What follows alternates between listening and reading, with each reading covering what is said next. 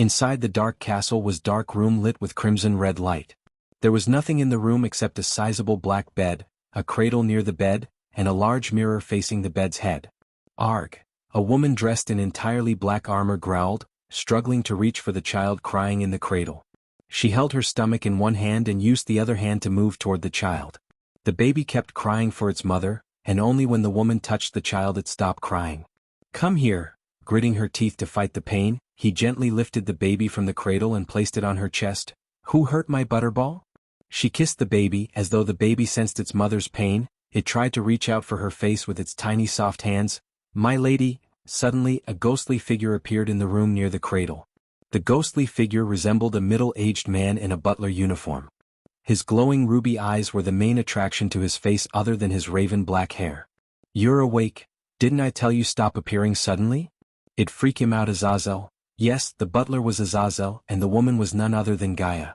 After hearing her complaint, Azazel embarrassedly smiled. "I heard him cry, my lady. How is the funeral?" Gaia's voice was heavy. The question made the smile on Azazel's face fade away instantly. They had lost a valuable member 2 days ago. The entire castle and the army mourned the loss. "The assassins took it pretty hard, my lady," Azazel said as Gaia sighed. "I can't blame them. She practically raised them. May her soul rest in peace." Gaia stood up with the child resting on her chest. Here, with a flick of her wrist, she took out a silver medallion which had the name Arya Atronius engraved in golden letters. "Place this on her grave." A dim light emerged from Azazel's hand, engulfing the medallion. Then, the light disappeared along with the medallion in Gaia's hand. "My lady, we cannot stay here for long. Our informants in the Sky Hall said they dispatched several demigods to siege the castle. I don't think we can hold them off." Gaia's face turned gloomy as the child began to cry again. "No, Butterball. I'm not going to let anyone in your home." She lifted the baby gently in the air and smiled at him. "Visits." For the best Xianxia experience seeing her smile, the baby stopped crying. "I can take them down if our defenses failed." "No, you cannot, my lady. Not with the curse on your body. You need to rest until my lord finds a way to lift the curse." Azazel's voice almost sounded like he was ordering Gaia. He had seen enough deaths recently and would rather die than see something happens to the Dark Queen. He should be leading the army against that bitch instead of wasting his time trying to lift my curse. Her voice slightly stuttered. "Should I inform my lord about Lady Adria's death, my lady?" "No." Gaia immediately raised her voice as the lights began to flicker. "He still hasn't gotten over Nightmare's death. If you inform him that Arya is dead, he will lose it. We have to give him strength, not weaknesses." Her eyes watered up, thinking that Nightmare was no longer with them. Yet, every time she closed her eyes, she could see her memories of Nightmare flash across her eyes. It felt like yesterday they won Nightmare in a bet against Jane Totonk. In a blink of an eye, 200 years passed by. However, when she thought Nightmare died, defending River Town by himself made her proud. He defended River Town for 3 days from Sky Hall. Even after using almost every resource they had, the Sky Hall failed to take over the River Town. He burned hundreds of half-immortals before falling to the dragon hunters of the Queen. After seeing Nightmare's lifeless body, Gaia went on a killing spree and did not stop until every single dragon hunter lost their head. She thought killing the dragon hunters would make her feel better. But she didn't. The loss of Nightmare was something she could easily handle. Boom. All of a sudden, the entire castle trembled violently as Gaia was thrown off balance. Luckily, she quickly grabbed the bed in one hand to steady herself. Immediately Azazel disappeared from the room to check what was happening. At that time, the baby in her hand began to cry, sensing the danger approaching it. When the tremor stopped, the mirror before the bed flickered, revealing the Dark Lord's face. "Michael." Straight away, his face put a smile on her face. She sighed in relief. "Papa." The baby tried to reach for him. "Hey little guy." Michael smiled at the baby. Despite his smile, Gaia could see the pain in his eyes. Being the Dark Lord wasn't his choice. Rather, the Sky Hall pushed him to be one. They needed a villain so they could be the saviors. The Michael informed of her was not the Michael she met. He was funny, calm and relaxed person. However, ever since he took the mantle of the Dark Lord, he changed into a whole different person. Of course not by choice, but the pressure, danger and the responsibility of saving the world took its toll on both his mind and body. "Gaia, you have to use the key now." The moment Gaia heard these words, her mind went blank. "Visit." For the best Xianxia experience, there is no way, Gaia. The Queen is more powerful than we thought. I don't think I can hold her off much longer. Don't. Don't play with me, human. My lady. Azazel appeared yet again in the room, but unlike before, his ghostly figure kept flickering. My lord. When he noticed Michael in the mirror, Azazel weakly bowed. The elites are there, aren't they? Michael asked as Azazel nodded. Code 0 is a go, Azazel. Gaia saw Azazel's ghostly figure turning red. What is Code 0? Gaia gawked at Azazel and Michael, having no idea of Code 0. But seeing the grave look on their faces, she lost all the color on her face. She held the baby tightly in her arms. It's been an honor serving you, my lord, Azazel's voice stuttered. I wish I had seen him grow up to be a fine young man. Azazel let out a miserable smile as his face was plastered with grief and sadness. Yet, when Gaia looked into his eyes, she saw nothing but fulfillment. Azazel, goodbye, my lady. Boom. Gaia saw Azazel explode into a puff of smoke. Her jaw dropped while her legs turned jelly. Soon, in front of her eyes, the white smoke formed a portal. Use the key on him, Gaia. She dropped to her knees, tears gushing out of her pale face. No, there has to be another way, human. You always find a way. Michael's eyes watered as his eyes watered. This is the only way, Gaia. We can stop everything. We can stop the queen before it came into existence. What about me? What about our child? What about our existence? Gaia's tears rained down on the baby's face. The little one reached out to Gaia's face and wiped off the tears with his little hand. If we don't do this, she will use him to open portals to other universes. He will suffer for eternity, Gaia. Cough. Suddenly, Gaia coughed up blood. The excruciating pain caused by the curse returned. Trust my Gaia. This is the only way. Use the key and send him to Etheria before they get to him. He will cease to exist if I activate the machine before you send him there. Visit. For the best no_underscore_undersand experience, Etheria is the universe of anti-hero with a symbiote system. No, no, no. Her voice stuttered. Gaia held the baby as tight as she could. Compared to the pain of leaving her son, the pain caused by the curse was nothing. His innocent face that stared at her blankly without any idea clenched her heart. Boom, boom, boom. The castle yet again trembled violently. If you don't do this, he's good as dead, Gaia. Use that key now. Michael's shout stopped the castle from shaking. His shout just killed hundreds of half-immortals who approached Gaia's room. If he hadn't used his strength trying to revive the ancient gods, he could have single-handedly wiped off the queen's army. However, even with the system's help, it was impossible to kill the queen without the ancient gods and Hunter. Hunter is the MC of Dictator with a badass system. The queen was not a being that belonged to a single universe. Instead, according to ancient god Knight, she split her soul into pieces and sent each piece to a universe. To kill her, one must kill all the soul pieces. Otherwise, she would born again and again until she turns the entire universe into mindless minions whose sole purpose is worshipping her and conquering the worlds. Michael temporarily sealed his universe using 2 billion badass points, preventing the queen from opening portals to the universes she had already conquered. His son held the key to open the universe, and the queen would stop at nothing until she gets to him. With the system offline and half of his army wiped out, sending his son to Etheria and using the Silver Hawk was the only way to stop the queen. Silver Hawk was his reset button. This time Michael would correct the mistakes he made. Tears kept gushing out of her eyes when she slowly removed the tiny golden key hanging around the baby's neck. Your father and I love you so much. No matter what it takes, we will find you. She kissed the baby's forehead softly. I am sorry, little guy. I wish things have gone different. Michael closed his eyes for a moment, letting out the tears he was holding. We will fix everything, Gaia, I promise you. I will save Nightmare, Cindy, Azazel and everyone. Michael's eyes turned blood red and Gaia saw everything turning darker. Removing the key from his neck, Gaia threw it into the portal Azazel created by sacrificing himself. As soon as she threw the key inside, the dark portal turned golden. No matter where you are, my love will always protect you, Butterball. She walked toward the portal carrying her son in her arms. Her body trembled and it took all her strength even to take a step forward. Standing only a couple of inches away from the portal, she softly kissed his forehead. Then they both locked their gazes with the baby. Goodbye, Draven. Visit. For a better user experience. Chapter 525 The hunt for the key has begun. Present. The sun rose from its lazy slumber on the horizon, blessing the majestic Akulun realm with its golden light. Basked in the golden light, the silver stone walls of Mazeroth Castle reflected the sunlight like a mirror. The morning birds chirped away from the forest in search of food with the hope of a new day. But, compared to the birds, the people were lazy as hell. Except for early birds such as Kayla Martin and Gilrine, the others clung to their hot blanket on their beds. H. In one of the professor's rooms, Gaia abruptly rose up from her bed, drenched in her own sweat. She gasped as she breathed heavily up as her chest rose up and down frantically. She ran her hands through her face, breast, and arms like she was searching for something on her. What the fuck? What in the actual fuck? What in the goddamn actual fucking fuck? She cursed relentlessly before tossing the soft blanket away. Her room was not as big as the one in the dark forest. However, it was cozy, stone-floored, and warmed by the fireplace on the wall opposite the square table and chair for her to study.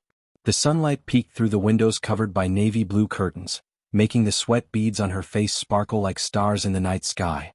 Only the night sky was her rosy face. She looked tense as she quickly tied her long raven black hair into a ponytail. Then she flicked her wrist as the earpiece materialized on her palm. She put the earpiece into the ear, connected to Michael, and waited for him to answer. "Hey Snakey, what's up?" She heard Michael's charmingly cheery voice. "I had a dream," she exclaimed. "Okay. Your voice tells me it's not a good dream."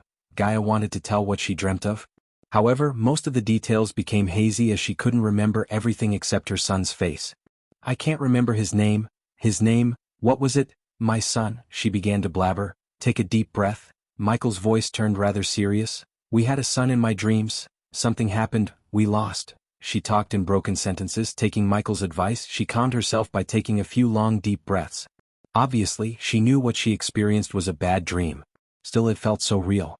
The feeling of throwing her son into a golden portal and the sight of Michael's body withering into dust was etched into her mind. "Now tell me what you dreamt," Michael asked after Gaia's breathing became normal. She stood up, walking to the windows. She then slid open the windows to let the morning light shine on her face. The beautiful sight of lush green land, the crystal blue lake, and the forest surrounding the castle soothed her soul. "I can't remember everything, Michael. But it felt so real. We had a son. I can remember his innocent face but not his name. Something happened and I threw him into a golden portal. I can vaguely remember we were at war and I had this pain all over my body. Hey, listen to me. It's just a dream. Last night we were talking about Sky Hall and having a family. That's the reason for your dream. Just don't worry, okay? I am here." His calm words always reassured her and gave her courage. This time wasn't an exception. "Hey, are you talking to Gaia? Let us talk to her. Give that to me." Gaia heard Iag's shout, which put a delicate smile on her face. "Don't make me flick you, Iag. Just wait until I finish." "Okay, but finish quickly. You were talking for hours last night." "It's our turn now." Iag reluctantly agreed not to bother him until he finished talking to Gaia. "What if everything I saw happened human? What if it was the future? You said there's a possibility your future self traveled back in time just like Xianxia?" Sigh. Gaia heard him sigh. "Listen. If I traveled back in time, the futurists don't exist anymore. The last thing we need is to worry about the future that doesn't even happen. Just calm down and think about what we should do when you return." Gaia sensed a tinge of mischief in his voice. "You're not gonna get anything until we get married. So don't get your hopes up, perv." Gaia giggled, forgetting everything about the dream for a few moments. "Now tell me, where are you?" Gaia asked. "After talking to you, I will return to the ship to join Olivia. Corey's men would be there in an hour." "So what's your cover?" asked Gaia. "Last night they spent talking about the vampires, Sky Hall, and finally having a family where Michael avoided the topic by telling her he feels sleepy. To be honest, Michael had no plans to have kids, especially after knowing everything about his enemies. However, there was no doubt in his mind they would use his child to get to him. On the contrary, Gaia wanted not one but a bunch of them. If he won the war against everyone, he might grant her wish. But not before that. "Well, Corey's men would attack our ship and take me hostage," Michael calmly said. "You can't let Olivia ruin your plans by bringing backup from Elon or informing the Guardians. I will deal with that. You better be back in the dark forest when I return," Gaia threatened him playfully. She couldn't wait to reunite with him. The few weeks without him felt like an eternity. "I don't think getting the key would take more than a week. Since Noah risked his life to save mine, I'd return the favor by saving his little sister." When the elder vampire exploded, Noah jumped in front of him, forming a light shield around Michael. Although Michael could have teleported away from the arena, Noah risked his life to save him. That was the first time someone risked their life to save him. But for some reason Michael felt indebted to Noah. He hated that feeling. Hence, he decided to get the key as well as save Sabrina so he could destroy the nagging feeling of being indebted to someone. Little did he know that it wasn't a feeling of being indebted but a little sister's calling for her big brother for help. So even though Michael was separated from his family by Sky Hall, they couldn't completely destroy the bond between him and his family. "Where is Nightmare?" Michael asked, changing the topic. He got into trouble with some other familiars. "Nothing to be worried about, don't meddle with it. He needs to experience life alone." After everything was said and done, Michael gave the earpiece to Vidora. While they were talking to Gaia, Michael focused on brewing a few potions to fight the vampires. Since he planned to go in as Ghost rather than as the Dark Lord, he needed potions to fight the vampires. The dark flames danced over his hand, continuously spitting our crimson-red beads into the air. Michael merged all the beds into one and soon, they all split into several blood-red pills. Looking at the glowing crimson-red pills in the air, Michael grinned. "I shall name you Berserker Pills." Michael placed the pills on the table before removing the black bracelet from his wrist. Then he slid open the cover to reveal an empty box with several runes glowing on the bottom. He slowly picked the pills one by one and placed them into the box. "My lord, my men have seen your ship. I am waiting for your command. Do not attack until I say." Michael fitted the APD around his wrist. "It's showtime." Michael turned around to look at Vidora. "My lord." Out of the blue, Azazel appeared in the room. As usual, the demon butler greeted Michael with a bow. "Monitor and record everything, Azazel." He stood up from his chair. "And Corey, guard the waters all time. Follow me after I get to the target and do not let anyone follow us." "Yes, my lord." Corey agreed as expected. Since Michael had done everything he had to before leaving for Sabrina's ship, he threw a glance at Vidora and Azazel. Then he willed the system to teleport him back to Olivia's ship. Then in a blink of an eye he vanished into thin air, leaving Azazel and Vidora behind. The waves crashed with the ship, continually shaking the ship left and right without giving it a break. Still, Olivia remained on the upper deck watching the raging storm with her emerald green eyes. The clouds cast shadows dark enough to make anyone think it was dawn. At that moment, no one except for Olivia was on the upper deck. The sailors asked her to return to her cabin, but she outright refused them. After what happened in Adrizel, she needed to be alone. The adrenaline kept her from losing her mind in overwhelming terror when she was in the arena. Since the adrenaline rush had died down, the terror slowly clenched her heart. The sight of vampires killing and sucking the victims' necks kept flashing across her eyes. The competition was supposed to be one of the most guarded events considering important people such as Eve Voldegard, Gabriel, and Hendrix were there. Nonetheless, the vampires massacred everyone and killed 80% of the alchemists in Elon and Azair. If she was in the spectator's stand instead of Ghost's side, she might have been a victim of a vampire. The thought gave her chills. "Olivia," she snapped back from her thoughts when he felt a touch on her shoulder. She quickly jerked her head to the side to see Ghost standing beside her. "What are you doing up here? You should be in your quarters." His calm expression held no worries or no trauma, and his eyes looked as calm as ever. He seemed like nothing had happened. "You almost died," Olivia muttered. "You are still in shock." Michael squeezed her shoulder.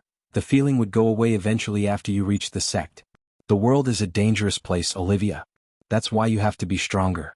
Both mentally and physically." Michael tried to calm her down while watching the vague silhouette of a ship approaching them. Unfortunately, Olivia couldn't see the ship due to the storm blocking her view. "Are we truly safe anymore? The vampires, they killed Eva's guards like nothing. Even though I didn't know their cultivation level, they might be at least soul refining stage warriors," she shivered. "Everyone has weakness, Olivia, and the vampires aren't an exception. I am pretty sure Noah and his guardian buddies would soon find a way to neutralize the vampire problem. Don't let the fear get to your head." He let his words sink into her brain. "The storm is getting worse." He emphasized the word storm. That was the key word for greenlighting the attack. "As you wish, my lord," he heard Corey's voice in his head. Chapter 526 The One Who Hunted the Vampires to Extinction. Meanwhile, the vampires gathered around in a large spacious hall lit dimly with crimson-red chandeliers. They all stared at the elder vampire standing on the raised platform. The plumy brown-haired vampire paced left and right with his hands behind his back. Just looking at the deep frown on his face, one could tell the elder vampire was concerned about something. "I always had low expectations of him. But holy fuck." The elder vampire sneered as two tall women robed in dark clothes approached him. "Elder Hacken." The two women knelt in front of him as Hacken stopped pacing back and forth for a while. "What is it?" "Elder Saber has reached R." He advised you to leave the castle and join him in Kingdom Qinland. One of the women informed Hakan indifferently. Did he tell you anything about what happened in Adrisel? Elder Saber said it's a matter for the council. Hakan exhaled deeply. To be honest, he expected the council to butt in after the stunt Griswold pulled in Adrisel. All the elder vampires wanted payback on Guardians for exposing them, but none of them dared to wage war on them so openly except Griswold. Against all the elder vampires' advice, he attacked the alchemy competition in Adrisel and, shockingly, self-destructed himself. But, since Griswold was one of Hakan's adopted sons, Hakan had to answer the council's questions. Vampires were no different than the rest in terms of politics. Just a simple mishap and the other vampires would be gunning for Hakan's seat at the table. Griswold gave those vampires a weapon to use against him in the council meeting. While the situation tensed Hakan, the vampires in the hall gawked at him, having no idea why they were summoned. At least 50 vampires were staring at Hakan for some answers. Tell Saber I'll be on my way after tying up some loose ends in Adrisel. We are here to assist you on that, Elder Hakan, the women said in unison. With a long deep sigh, Hakan finally turned around to look at the vampires in the hall before him. They all went dead silent when they saw Hakan's gaze sweeping over them. Look, I'm not big on speeches. I summoned you all because I have an order for all of you.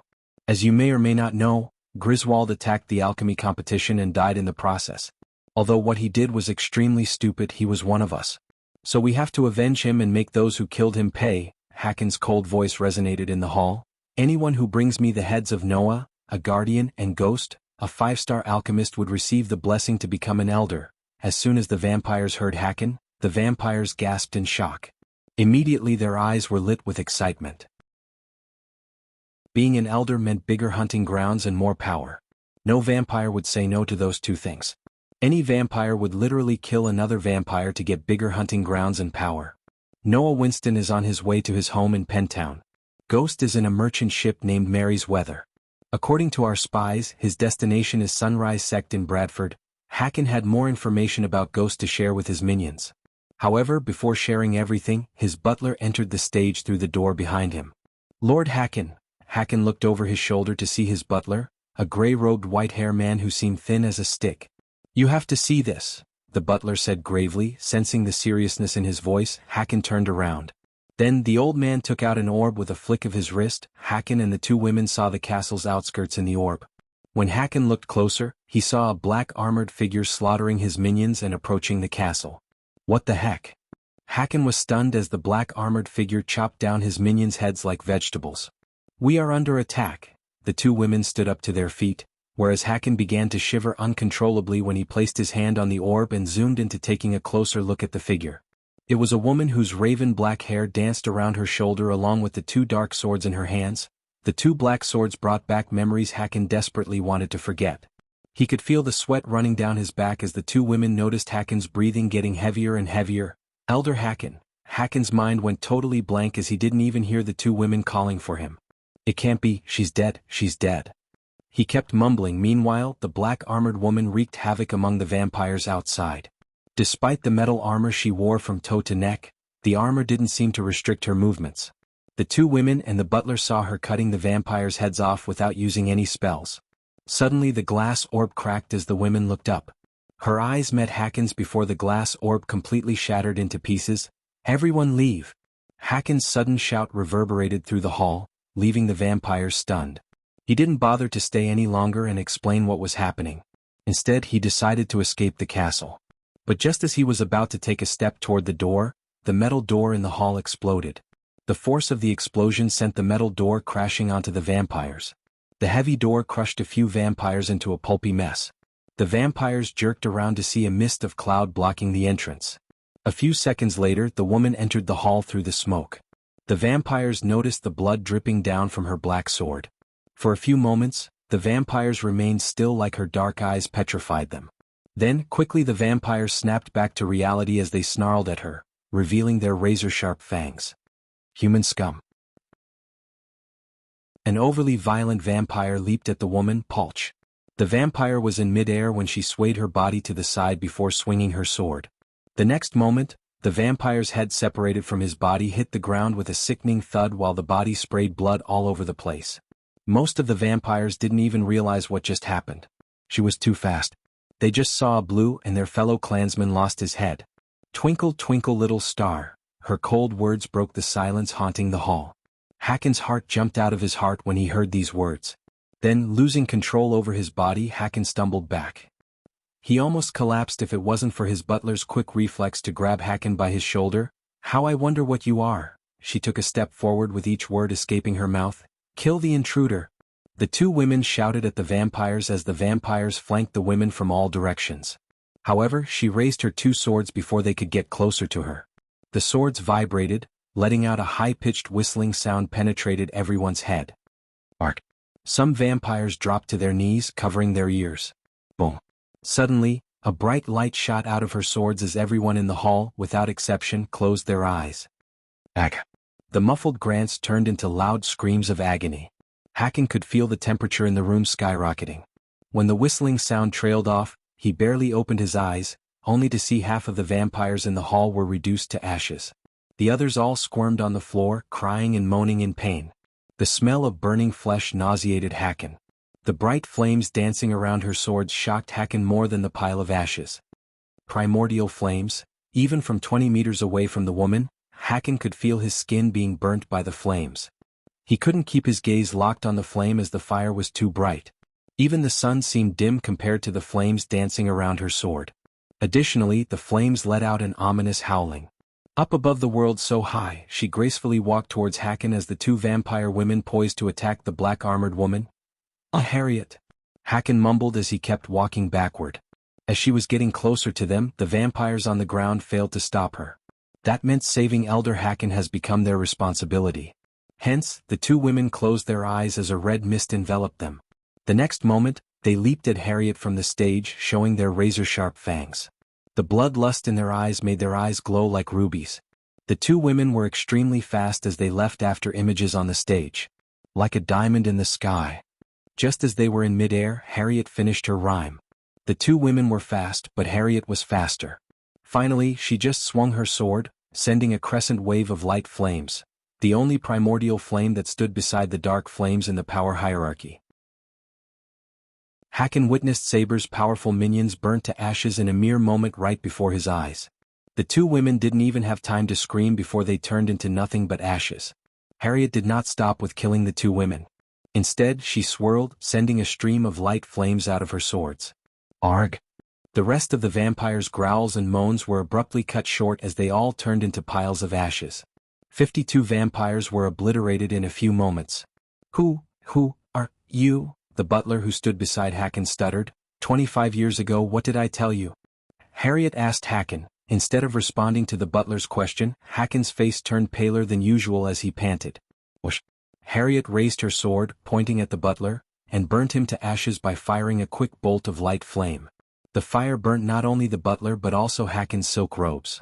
Fearing for his life, he stood naked before her. What did I tell you? She uttered each word with frightening killing intent.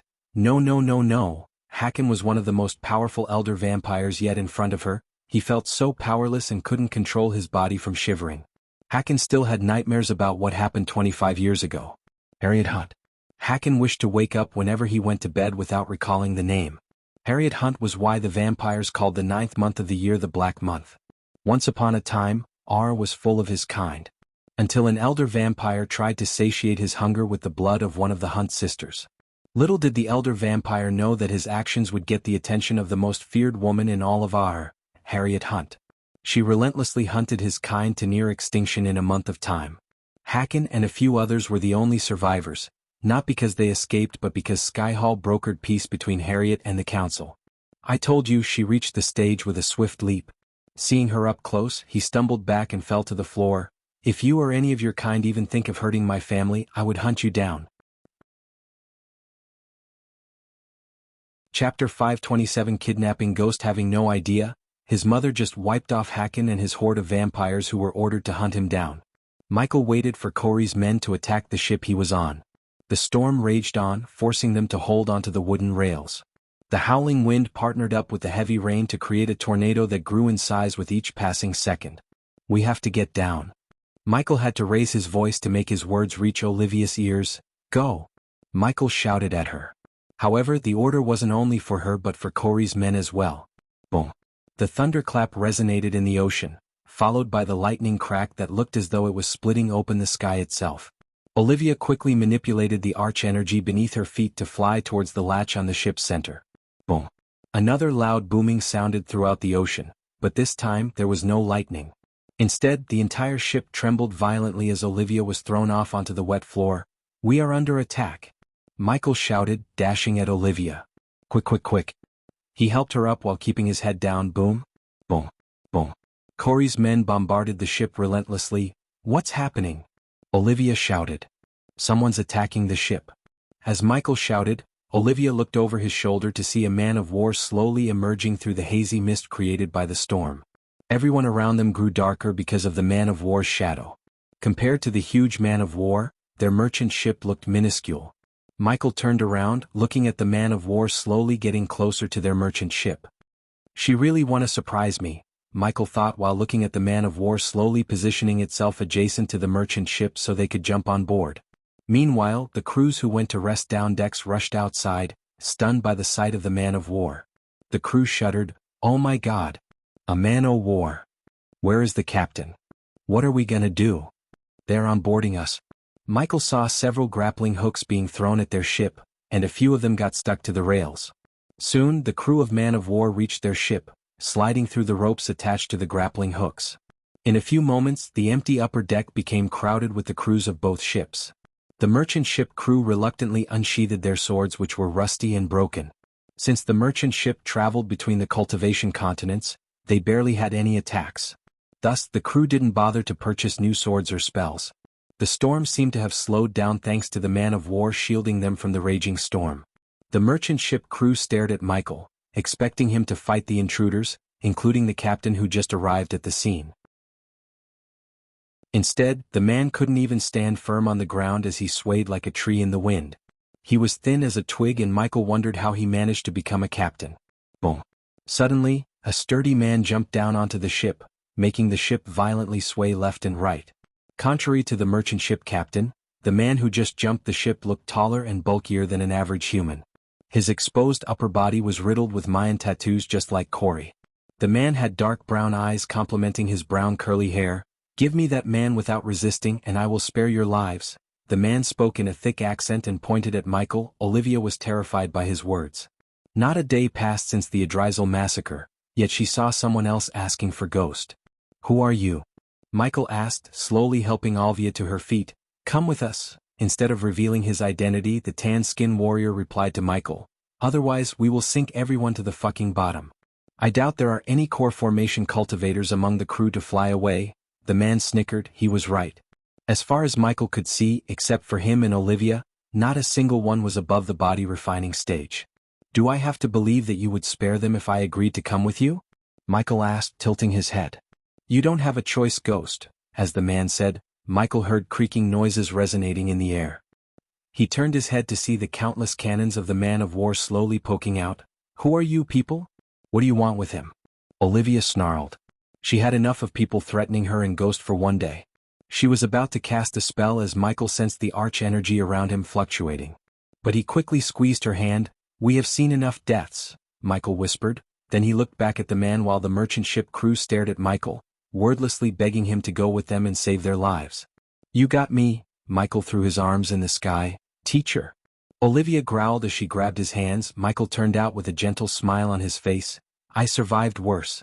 Just quit whining and reach home safe." Michael squeezed her arm as a gesture of reassuring her before stepping toward the pirates. When Michael reached his side, the man's gaze swept across the ship. "If you wish to see him alive, don't tell anyone about this." He directed his gaze at Olivia. "Trust me when I say this, people. If you breathe a word about this, we will kill you and your kin." According to Michael's plan, the pirates had no idea Ghost is the Dark Lord.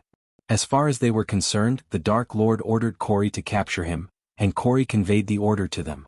Even Corey thought Ghost was one of the Dark Lord's targets. "Listen to them. Do not speak a word of it." Olivia didn't nod but stared at him with a blank mind. She only snapped back to reality when the man grabbed Ghost by his collar and leaped back to the man of war. By that time, their figures had disappeared from their sight. After Ghost left the deck, the crew members sighed in relief. Except for Olivia, everyone seemed rather happy. Back on the man of war's upper deck, Michael was surrounded by several pirates with scimitars. They all stared at him menacingly as the captain showed him towards the open latch on the ship's center. "Chill out, bro. I am walking." Michael sped up his pace. Soon, the ship began to move, but he couldn't watch over the merchant ship or Olivia as he was pushed down the ladder leading to the dark lower decks of the ship. The strong stench of rum and moth made him twitch his nose. The pirate captain walked behind him, leading him further into the dimly lit corridors until they reached a tiny room with no windows. Instead, the room had a tiny bed, a hand-size hole on the wall to enable wind flow, and a weakly burning candle. The room was barely 4 feet wide, and if Michael bounced, he would hit his head on the ceiling. But, on the other hand, the bed sheets looked ancient, yellowish, and drenched in fluids that Michael didn't even want to guess what. "Enjoy your stay, Lord," the man chuckled evilly before shoving Michael into the room and closing the door behind him. Michael waited until the footsteps completely went quiet before establishing a connection with Corey. "Is it done?" Michael thickened his voice and asked Corey. "Yes, my lord. My men have captured Ghost without any casualties as you ordered." "What's your next order, my lord?" "Where are you right now?" Instead of giving Corey her next orders, Michael asked about her whereabouts. "Still following the target, my lord," Corey said. As per Michael's orders, Corey delayed the ship Sabrina and the vampires on for a week by destroying the mask with chain shots. Corey and her men plundered the ship, intending to delay their journey. Afterward, Michael asked Corey to leave them alone. It took the vampires another week to repair their ship before resuming their journey. Corey had been following the vampires for 4 days by now. "They are sailing away from the southern continent, my lord." "Where is Ghost now?" Michael asked, pretending not to know anything about Ghost's location. "In the Crystal Ocean, my lord." "How long do you think it takes for your men to reach your target?" Corey's voice trailed off as Michael heard the sound of papers ruffling. A few seconds later she responded, "A day if the wind's with them and day and a half if it isn't." Michael rubbed his chin for a moment. "Hey, race, what you're gonna do? Order your men to sail to your location and then follow the target together. When the target anchors somewhere, throw Ghost over to the target."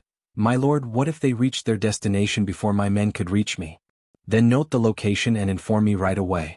Remember, no matter what, do not lose them," Michael coldly said to Corey. "Understood, my lord, and tell your men to stay away from Ghost." "As you wish, my lord." Michael was glad to hear Corey abiding by his orders without asking a question. After dealing with Sabrina and the key, Michael decided to deal with the 2 pirate lords. Currently, Pirate Lord Vance rejected Michael's offer to join his army, which was a pretty stupid move if one asked Michael. The most powerful pirate, Lord Blackmane, was yet to be found by Corey, and after which, Michael would give him the same offer he gave Vance.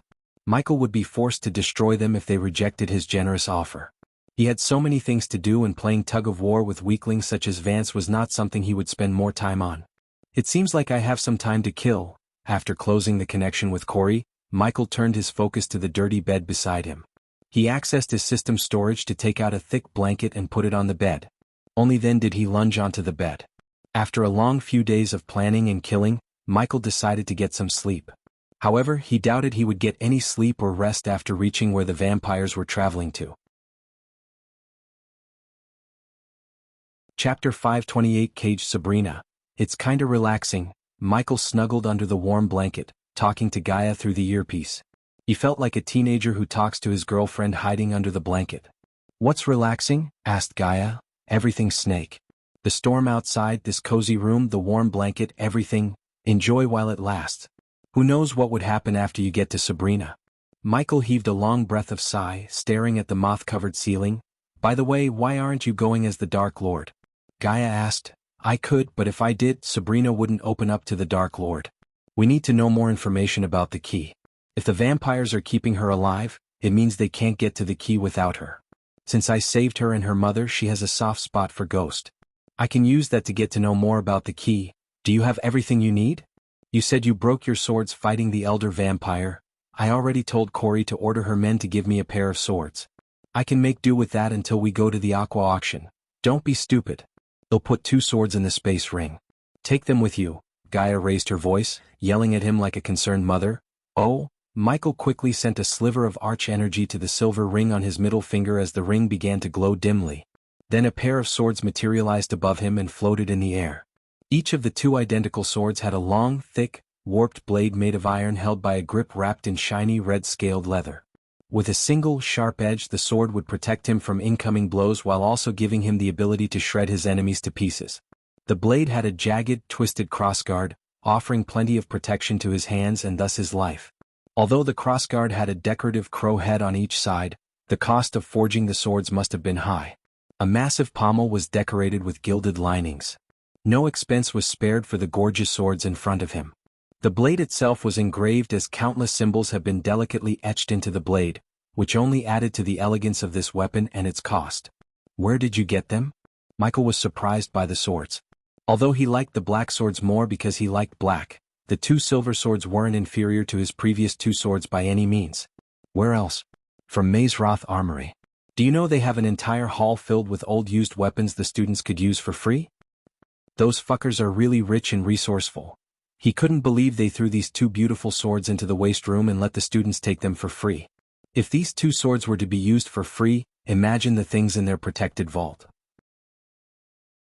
It would be nice to rob them blind one day, Michael exhaled. To others, earning 20 to 25 million a month was a huge deal. Not even many nobles would earn that much. However, compared to Mazeroth, the noble families in Ar, and some cultivators such as Hendrix, he was poor as a sewer rat. Nonetheless, it would soon change when the scarcity of alchemists hit the 2 continents like a raging tsunami. The vampires did him a huge favor by killing 80% of the alchemists in Elon and Azair. Besides, he ended Gabriel's life. Thus, his value just skyrocketed through the roof. The exclusive clients of Gabriel would have to look for another alchemist and Michael would be their only choice. He already decided to raise the prices since it was the logical thing to do. We are still way weaker than our enemies.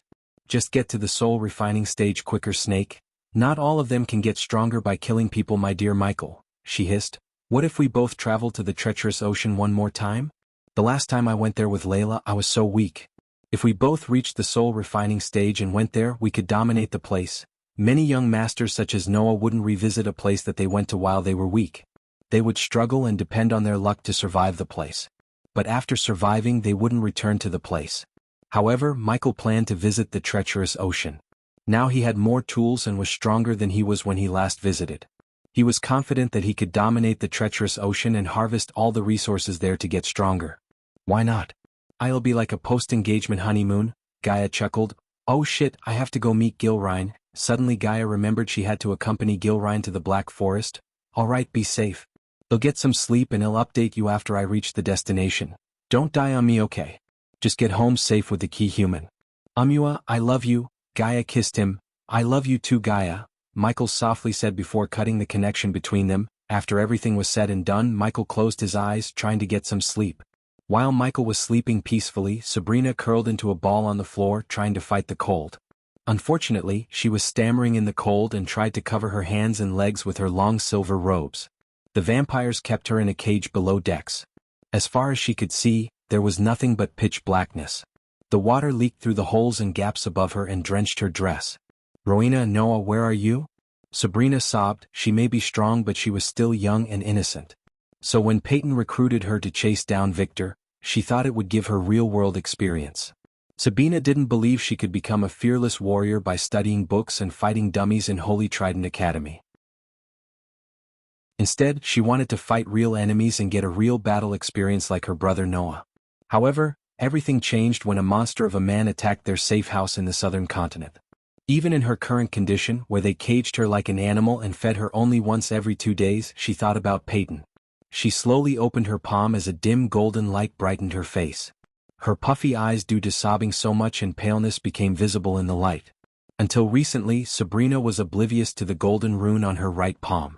However, the rune began to glow when she came across an ancient parchment in a dungeon that appeared in Kingdom Mohan.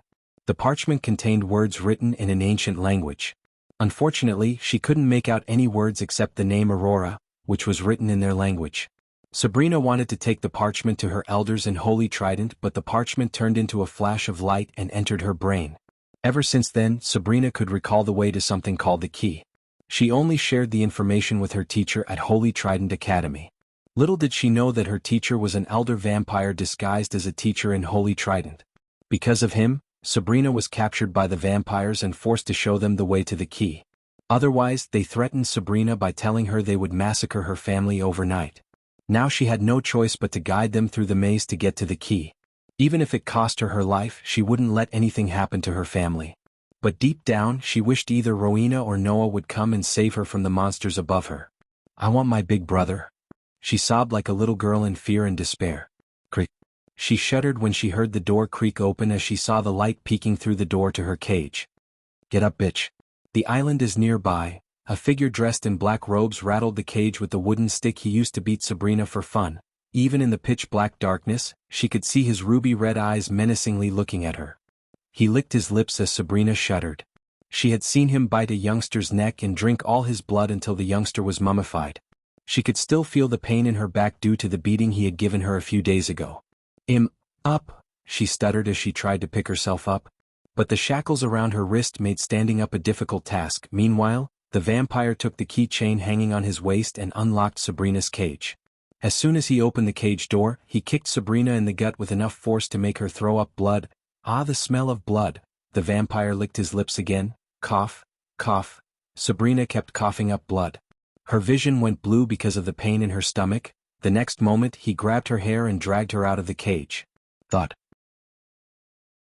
The vampire leaped through the opening and threw Sabrina onto the wooden rails when they reached under the open latch. Sabrina's eyes hurt as she saw the daylight after a long time. As her vision cleared, she noticed several black-robed figures surrounding her. Remove her shackles. If she tried to escape, cut her arms. She jerked her head right to see a tall, lean and mean-looking man walking towards her. Contrary to the rest, he didn't cover his head with a dark cloak. So she could clearly see his pale oval face, crimson-red eyes, and the two fangs that protruded when he grinned like a devil. Hearing the man's question, the one who dragged Sabrina to the upper deck stepped toward her. "Please try to escape." He slowly ran his wooden stick across Sabrina's face. Under the vampire's gazes, he grabbed the iron shackles around her wrist. When he touched the shackles, they just vanished into thin air. "Elijah, look there." Suddenly, the vampire stopped feeling her face with his wooden stick when they heard the vampire in the crow nest. Sabrina saw the vampires looking behind her. Because of the beating she received, she was terrified even to move an inch. Still, she looked over her shoulder through the gap between the wooden rails to see a large man-of-war ship sailing in their direction. Instead of anchoring the ship and jumping onto the tiny sandy island in front of them, they just stared at the man-of-war. Chapter 529 Big Brother Michael to the rescue. Get to the island. The tall greater vampire ordered his minions as they quickly leaped from the ship to the island with a swift jump.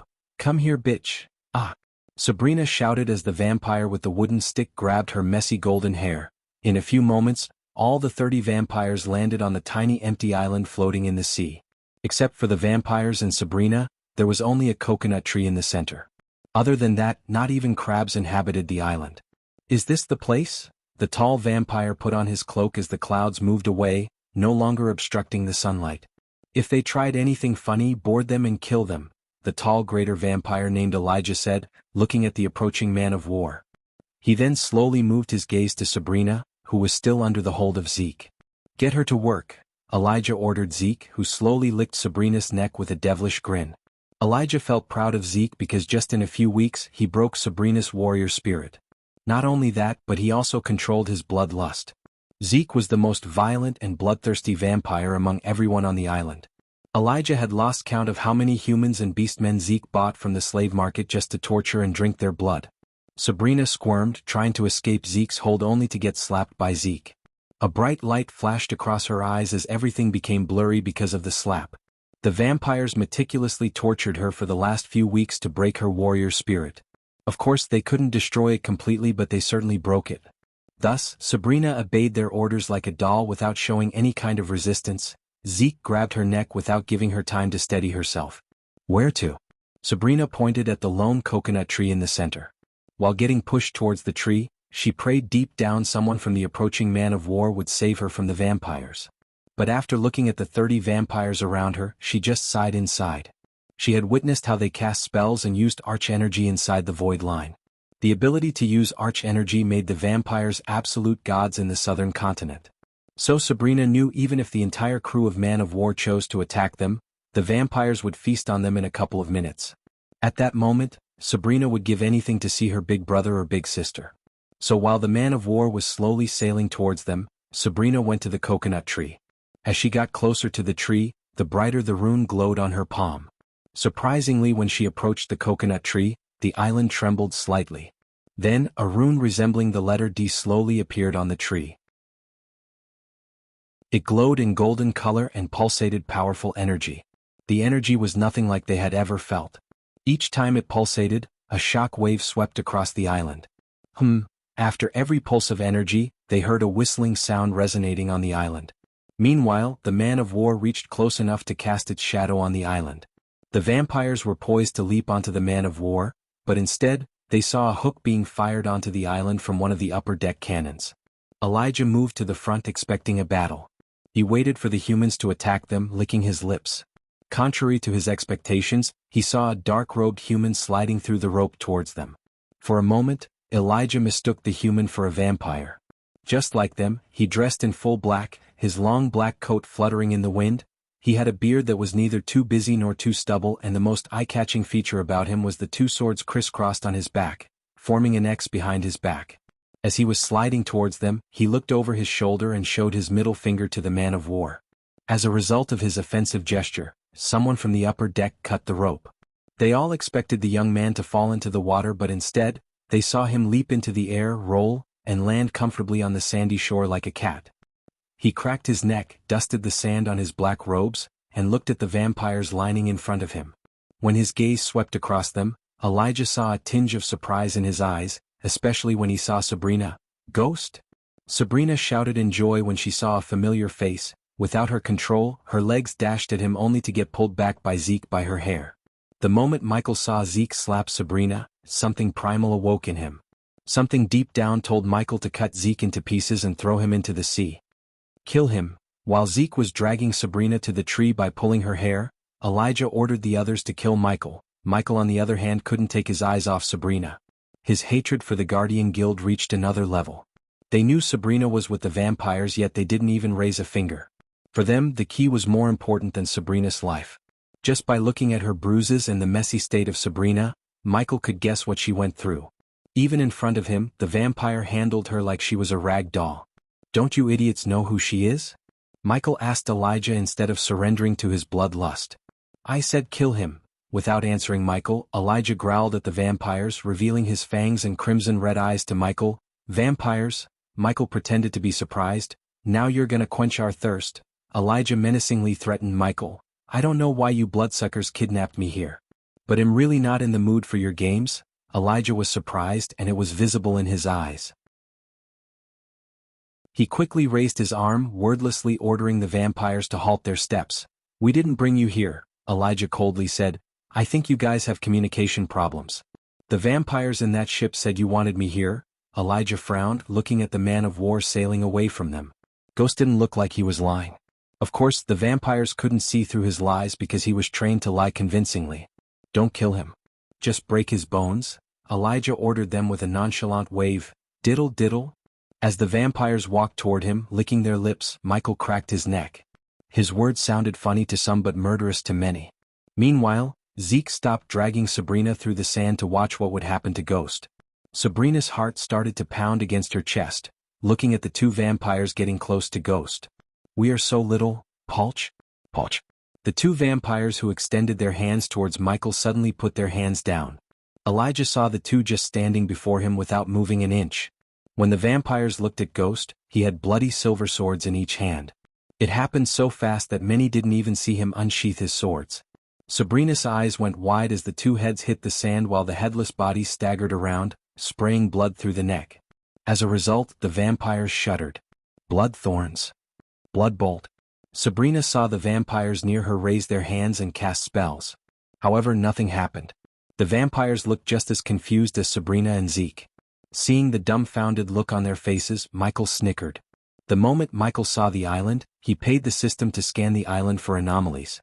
Although the system said its level was too low to provide him the full information about the island, it notified him about the strange energy surrounding it. The energy waves radiated by the island nullified any arch-energy or celestial energy in the atmosphere around the island. So even Michael had to pay 50,000 badass points to use arch-energy inside the island. Thus, he knew the vampires wouldn't be able to use arch-energy while they were on the island. Because they had no way of using arch-energy, the vampires lost all their chances of winning against him. You shouldn't have brought me here. Michael flicked his swords, scattering the blood on the blade to the sword. After the two vampires failed to cast the spell, Elijah tried to circulate the arch-energy in his body but to no avail. No matter how hard he tried, he couldn't feel any arch-energy in his body. To be exact, he couldn't feel the arch-energy or manipulate it. I am so sick of you bloodsuckers. Michael swung his sword at the three vampires in front of him. Two of them evaded the swing by crouching down, but the one who had slow reflexes lost his head to Michael's sword. But the two who crouched down weren't lucky either. Michael kicked the sand into their eyes. When they instinctively covered their eyes, Michael cut their heads like pruning weeds. Their heads flew into the air as Michael kicked their heads with a swift, stylish spinning hook kick. The vampires were stunned by his speed and skill. In a few seconds he killed 4 vampires. Shockingly, the vampires were highly trained by Lenora, one of the elder vampires who had a seat on the council. I'll rip you to pieces. Instead of ordering his minions to kill Ghost, Elijah dashed at Michael to kill him by himself. Whoosh! Ghost threw his sword at Elijah, but Elijah caught the sword easily. However, before Elijah could make a snarky comment, he saw Ghost flick his wrist as a vial dropped into his arm from his sleeves. Clang! Elijah was too late to stop Ghost as he threw the vial at the dead bodies on the ground with enough force to break the vial into pieces. As soon as the vial was broken, Elijah noticed a green mist emerge from the ground. Arg! Shit, it burns. Arg! Soon the vampires began to scream and shout, including Zeke, who dropped to the ground, screaming in agony. Surprisingly, Sabrina felt nothing. She even saw Elijah scratching his eyes and growling on the ground. Instead of killing the vampires near him, Sabrina saw Ghost walking towards Zeke. Noah might be his archenemy, but Sabrina was nothing but nice to him. She always treated him warm and friendly, even after Michael beat the crap out of Andrews. By slapping Sabrina in front of him, Zeke punched his ticket to hell. Chapter 530, The Berserker Pill. While Zeke was growling and moaning in misery, Michael gently lifted Sabrina from the ground. Here, Michael put his hands into his inner coat pocket and took out a sparkling blue healing potion.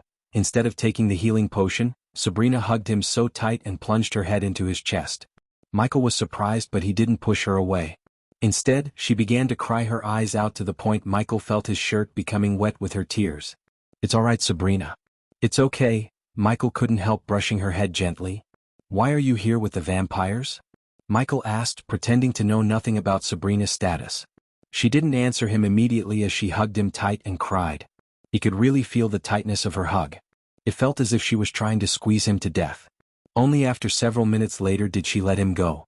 Then Michael grabbed her hand and placed the healing potion in her hand. Drink it.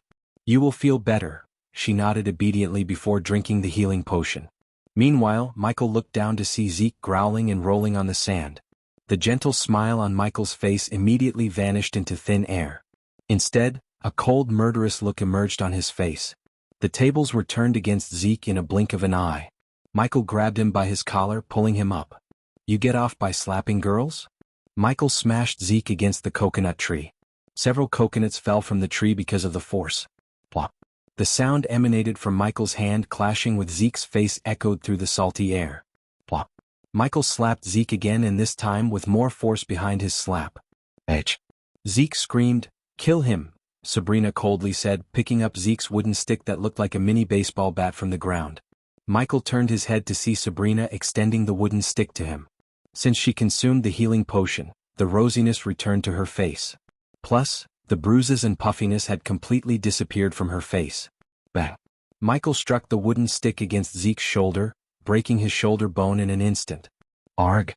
Zeke's pain snapped him out of the anti-vampire potion Michael recently brewed after getting the elder vampire's blood. It was super effective against the low-level vampires.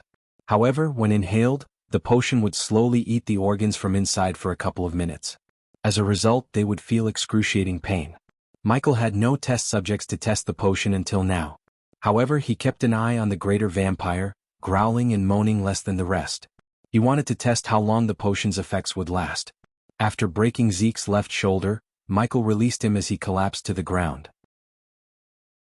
Then, Michael switched the wooden stick from the left hand to the right hand.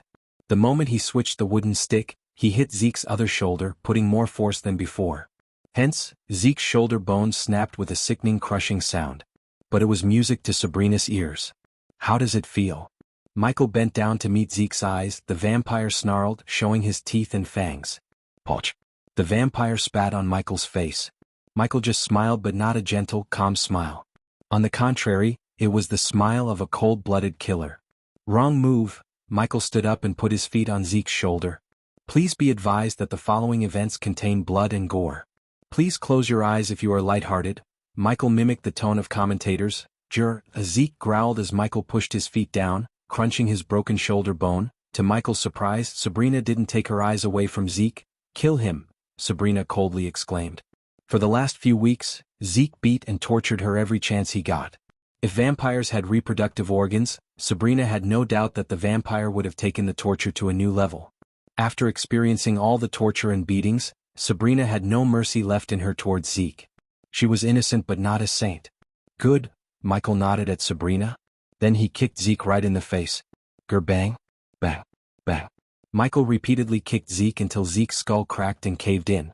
Michael felt the squishiness of Zeke's brain but didn't stop till he turned Zeke's head into a mashed potato. Normally Sabrina would have thrown up at the gory sight. But at that moment she had no food in her belly. Secondly, she had seen worse things done to humans captured by the vampires when she was in the cage. Ghost? Sabrina looked over her shoulder to see the vampires slowly getting back to their feet, including the greater vampire. The excruciating pain in their bodies slowly lessened with time. Zeke? Elijah clenched his feet, looking at Zeke's headless body, which was still twitching under the neck. 24 versus 1. The odds are against you, Michael said, cracking his neck left and right, facing the murderous gazes of the vampires. Michael stepped in front of Sabrina, shielding her with his body. I can fight, Sabrina stuttered. The broken warrior spirit wanted her to fight so it could heal. No, you cannot, Michael immediately shut her off. Michael noticed the difference between the Sabrina before him and the Sabrina he first met with just a single look. There was no way in hell she could face the vampires without some serious therapy. He then threw the bloody wooden stick to the ground and grabbed his sword, sticking it into the sand. I'm going to enjoy killing you and sucking you dry, Elijah snarled. You know what? Michael sheathed his swords. Since you fuckers pissed me so much, no quick death for any of you. Michael cracked his knuckles. Then he flicked his wrist as a red pill bumped onto his left arm and directly went into his mouth. The berserker pill instantly melted in his mouth and was consumed by his body. As a result, his pupils constricted, muscles tightened, and his eyes showed a tint of redness. Since Sabrina was standing close to him, she noticed his muscles and height growth. He looked a few inches taller and broader than he was a few seconds ago. At that time, 2 vampires dashed at him from the right and 2 from the left. Contrary to Michael, the vampires took out the daggers hanging on their waists. Since they could use arch energy, none of them bothered to buy a sword or a spear but just had a dagger for cutting open anyone except their own kind. Michael stunned the vampires by dashing at the vampires approaching from the right at an inhuman speed. He grabbed the hand of the vampire, which held the dagger, bent the hand, and stabbed the vampire's chest with his own dagger. Poch, poch, poch, poch.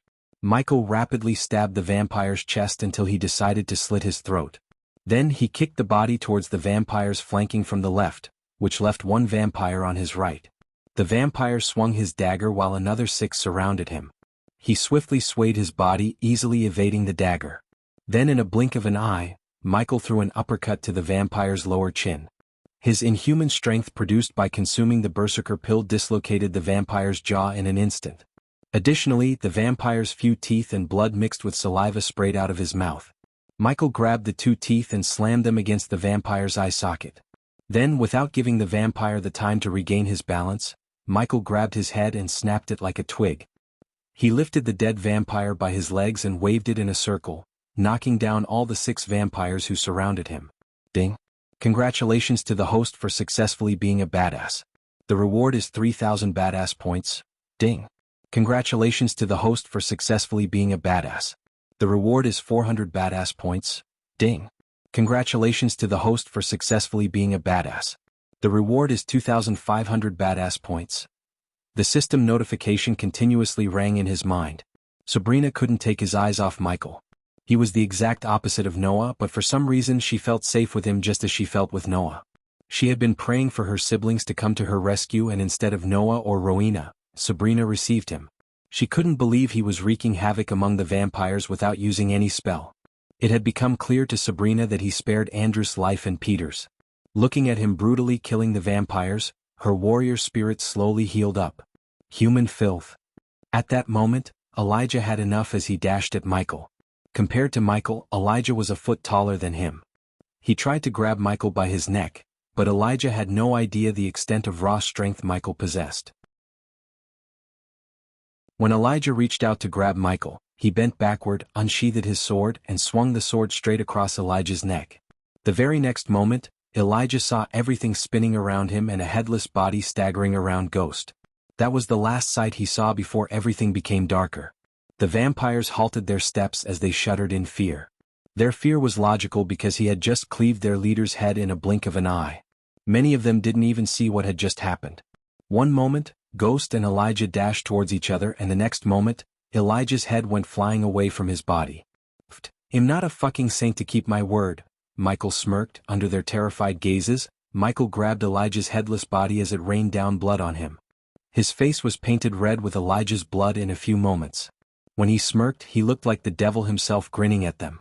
Michael took his time intimidating the vampires and killing them one by one. He massacred them because they hurt Sabrina. If he had known Sabrina was his little sister, Michael would have brought the calamity upon the entire vampire kind. Unlike Noah, Michael had no rules or killing restrictions. He couldn't wait to see Noah's reaction when the Dark Lord revealed the fact that Tenulia and the Guardians put his beloved little sister's life in danger. The Berserker pill's effect slowly started to fade away as he raised his fist toward the mouth. Then the APD shot the red pill right into his mouth. Michael looked up at the sky, feeling the pleasurable sensation in his body. He raised his arms to the sky as he was praying. But he wasn't praying but letting the vampires enjoy their last moments in the world. Chapter 531 Army of the Queen. Michael's pupils shrunk when the Berserker unleashed its full effect on him as he grew a few inches taller and broader. The next moment, he dashed at the vampires with such inhuman speed that Sabrina's eyes failed to follow his figure. He crisscrossed among the vampires, cleaving their heads and slashing and dashing them. Of course, some vampires managed to cut him, but Sabrina didn't see any signs of pain on his face. Instead, she was staring at him in complete shock. To her, Ghost seemed like a mix of Rowena and Noah. He had the finesse of Noah and ruthlessness of Rowena. Ghost terrified the terrifying vampires. Some of them tried to run but unfortunately had no way to go. In a few minutes, the golden sandy shore turned red with blood, and in addition to dried coconuts, the island contained severed heads of the vampires. Weaklings, Michael snickered after killing all the remaining vampires. Instead of approaching Sabrina, he went to the island edge, bent his back, and washed the blood off his face with salt water. Next he washed his beard, hair and neck to clean the blood. Then only did he turn around to see Sabrina's frightened face. "You don't have to be afraid of me, Sabrina," Michael said, splattering the blood from his two swords. He then slowly walked towards Sabrina, who stood closer to the lone coconut tree with the glowing rune on her palm. "Normally, I don't poke my nose into anyone's business. But the vampires brought me here and you are with the vampires. Do you know what that means?" Sabrina shook her head slowly. "That means whatever you're here for has become my business. We can't fly away from here and we certainly can't man that ship by ourselves." Michael looked at the merchant ship floating near the island.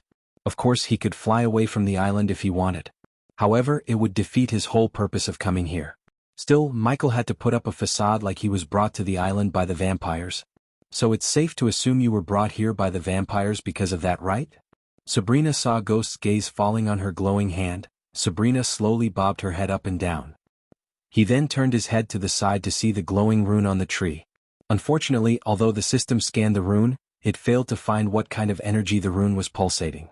But as far as Michael felt, the energy was 100 times more powerful than the celestial energy. "Try placing your hand on the rune one more time. I have a feeling our only way out of here is to go through whatever this is." Sabrina hesitated for a few moments, contemplating whether she should involve Ghost in her mess or not. But after looking around the endless ocean, she had a feeling that no one would come to save them any time.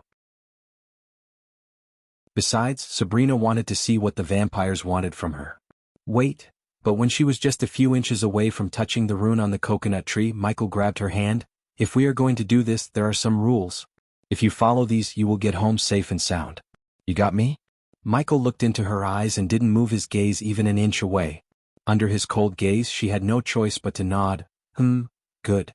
First, you will do what I say and when I say it. No questions. For some reason, the rune on the tree gave off a feeling similar to his runic teleportation runes. If it was like the teleportation rune, then he knew that the rune on Sabrina's hand must be the one that activates the teleportation rune. Just by looking at Sabrina's shivering legs, he could tell that she was terrified to the core by the vampires. Michael had seen the same signs in soldiers tortured in camps in some places back on Earth. So it was obvious to Michael that they tortured Sabria to break her spirit. I can leverage her weakened state to get more information, Michael said to himself.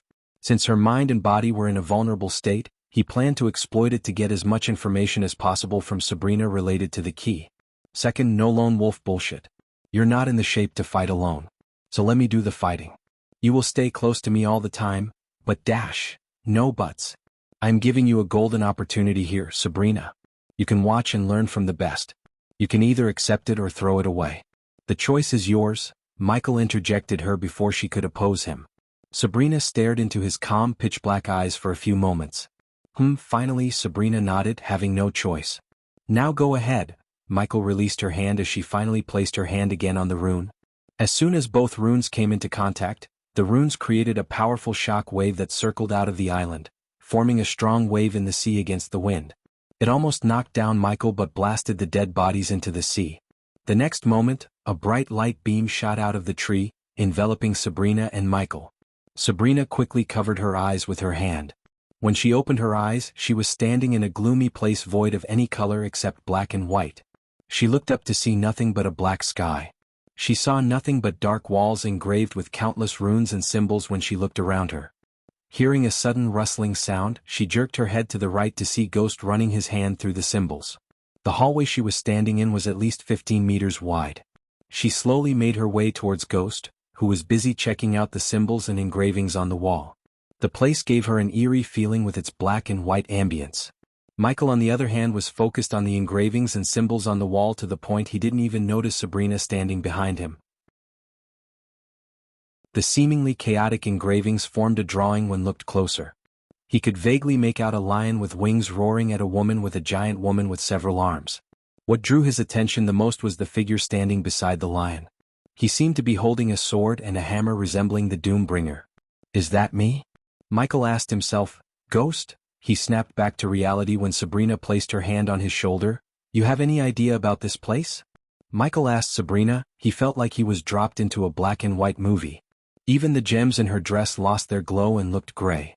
The floor was paved with rough stones which were also used in the walls. The sky was pitch black void of any stars or moons. Michael wondered where the light was coming from but to no avail. Surprisingly, Sabrina responded to his question with a nod. Shadow Realm. The plane between the worlds, Sabrina said looking around. She read about the Shadow Realm while scouring through the ancient scripts in the Holy Academy library.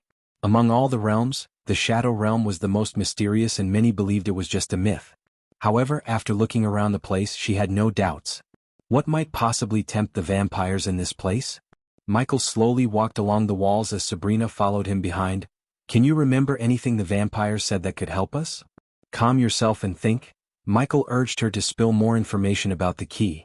Not only the vampires but also the guardians were interested in the key. Which could only mean one thing. The key would open the gateway to something much more powerful. Sabrina however remained silent without opening her mouth. Michael looked over his shoulder to see her opening and closing her mouth as though she was contemplating whether she should tell him or not. Instead of pushing her too hard, Michael decided to give her some time. Check this out. Michael suddenly halted his steps and pointed at the engravings to Sabrina. She stepped closer to Michael, looking at the symbols he was pointing at.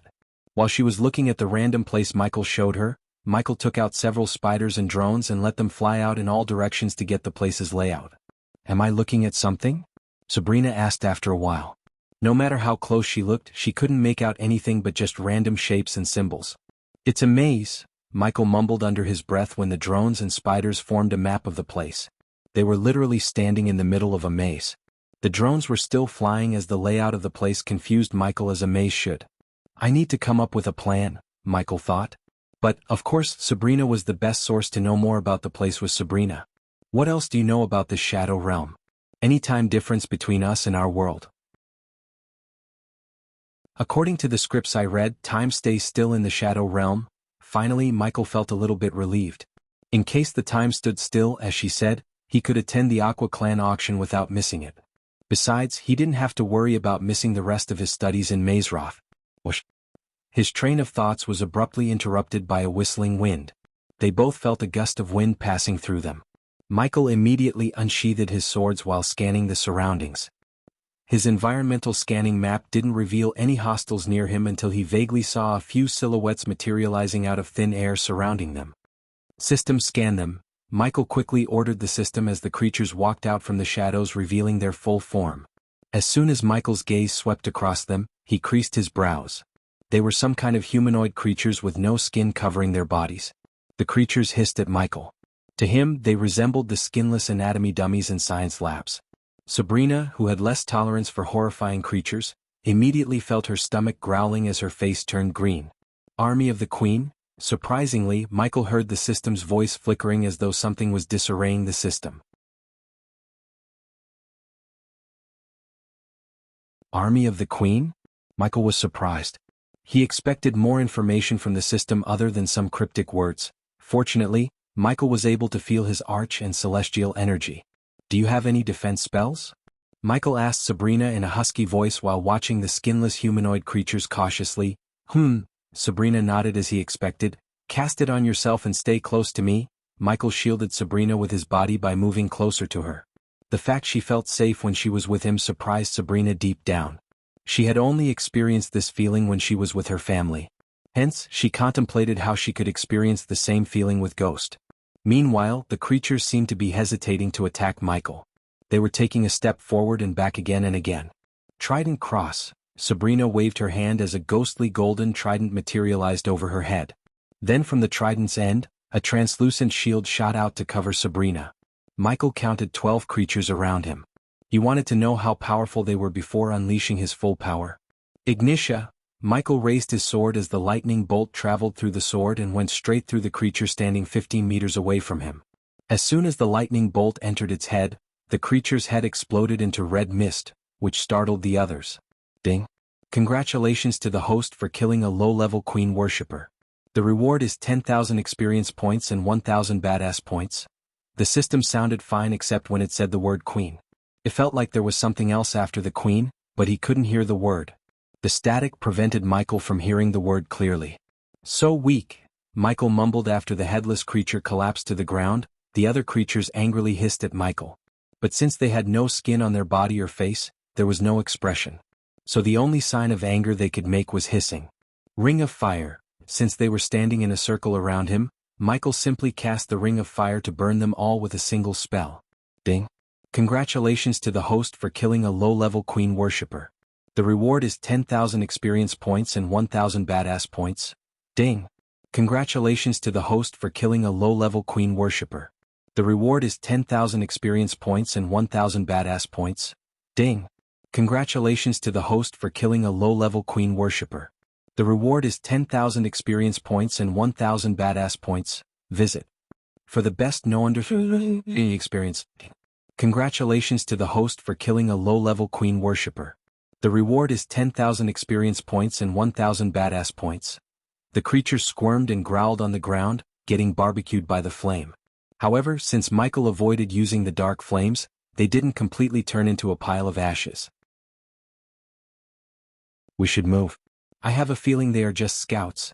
Michael didn't waste any time lingering around but dragged Sabrina into the dark hallway in front of him. Just as Michael grabbed her hand, he noticed the rune on her hand glowing brighter and brighter. Wait a minute. Sabrina was confused as she let Ghost move her hand in a circle. As he was moving her hand, Michael noticed the rune was glowing brighter when he pointed her arm in one direction and dimmed while he was pointing on the opposite side. The rune, it's showing us the way, Michael said to Sabrina. This must be why the vampires wanted you with them. His words made sense to Sabrina, and they made more sense when they began to walk.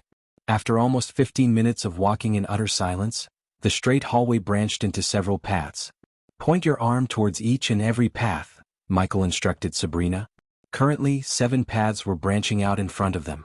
Although Michael sent his drones into each path, they were still flying and nearing the end of their range. Hence, finding the right path with the drones didn't seem plausible at the moment. From left to right, Sabrina moved her hand as the rune glowed brighter and brighter until her hand pointed at the last 2 pathways. Do it again. This time from right to left. Michael instructed. Under his order, she did as she was told. But this time, Michael could see that the 50 pathway from left to right might be the right way as the rune glowed brighter when she pointed her hand towards it. This might be the way. Stay closer to me. Michael chose the 5th pathway and began to walk towards it. So just out of curiosity, how did you end up with the vampires? They took you from the Holy Trident Academy? Michael asked Sabrina while walking. No, she shook her head. I was staying in Maven, a kingdom on the southern continent. Victor and Elijah, they killed the people I was staying with and took me with them. Visit? For a better user experience, Michael noticed that Sabrina didn't tell him she was with the Guardians. Your family must be thinking you are in the academy. This leads to my next question. Do you think your academy is searching for you? You must be a big deal in your academy, right? Big deal. Why do you think that? For the first time in a long time, Sabrina's lips curled upwards. Isn't it obvious? Your elder sister is the Holy Maiden of Skyhall. Your brother is the youngest Guardian Captain. I heard you're the youngest disciple to enter the Holy Trident Academy. Your family is full of prodigies and talents, Sabrina. Michael really wondered what the hell Diana was smoking when she gave birth to her children. All of her kids turned out to be heaven-defying talents. It was really a wonder for such normal parents to give birth to monsters like Noah and Rowena. Sigh. Surprisingly, he heard Sabrina deeply exhale. I'm not up to their standards. Her answer surprised Michael. Look at me. I can't even hold a sword in my hand without shivering. If Rowena or Noah was in my place, they wouldn't have been kidnapped by me. Instead of responding to her family problems, Michael kept walking straight. However, she didn't stop talking. I was the one who always needed saving. Even now, if you hadn't come, I still would have been a slave to the vampires. Michael sensed a major inferiority complex from Sabrina, but he couldn't blame her completely. The bar set by Noah and Rowena was so high that many wouldn't reach that high in their entire lives. Granted, Noah had Andreas to guide him, but Michael knew even without Andreas, Noah would have been a heaven-defying talent. As far as Michael was concerned, if Noah didn't have Andreas, Noah would have reached greater heights. That old man was using Noah to finish what he couldn't. For once in my life, I wanted people to introduce me as Sabrina Winston, instead of Noah's sister or Rowena's little sister. I want to get out of their shadows and make a name for myself. Michael just made a sound, leading the way. They were slowly approaching a corner where Michael couldn't see what was around the corner with his eyes. But Michael had drones hovering directly above a group of skinless creatures. You can kill vampires but can't speak?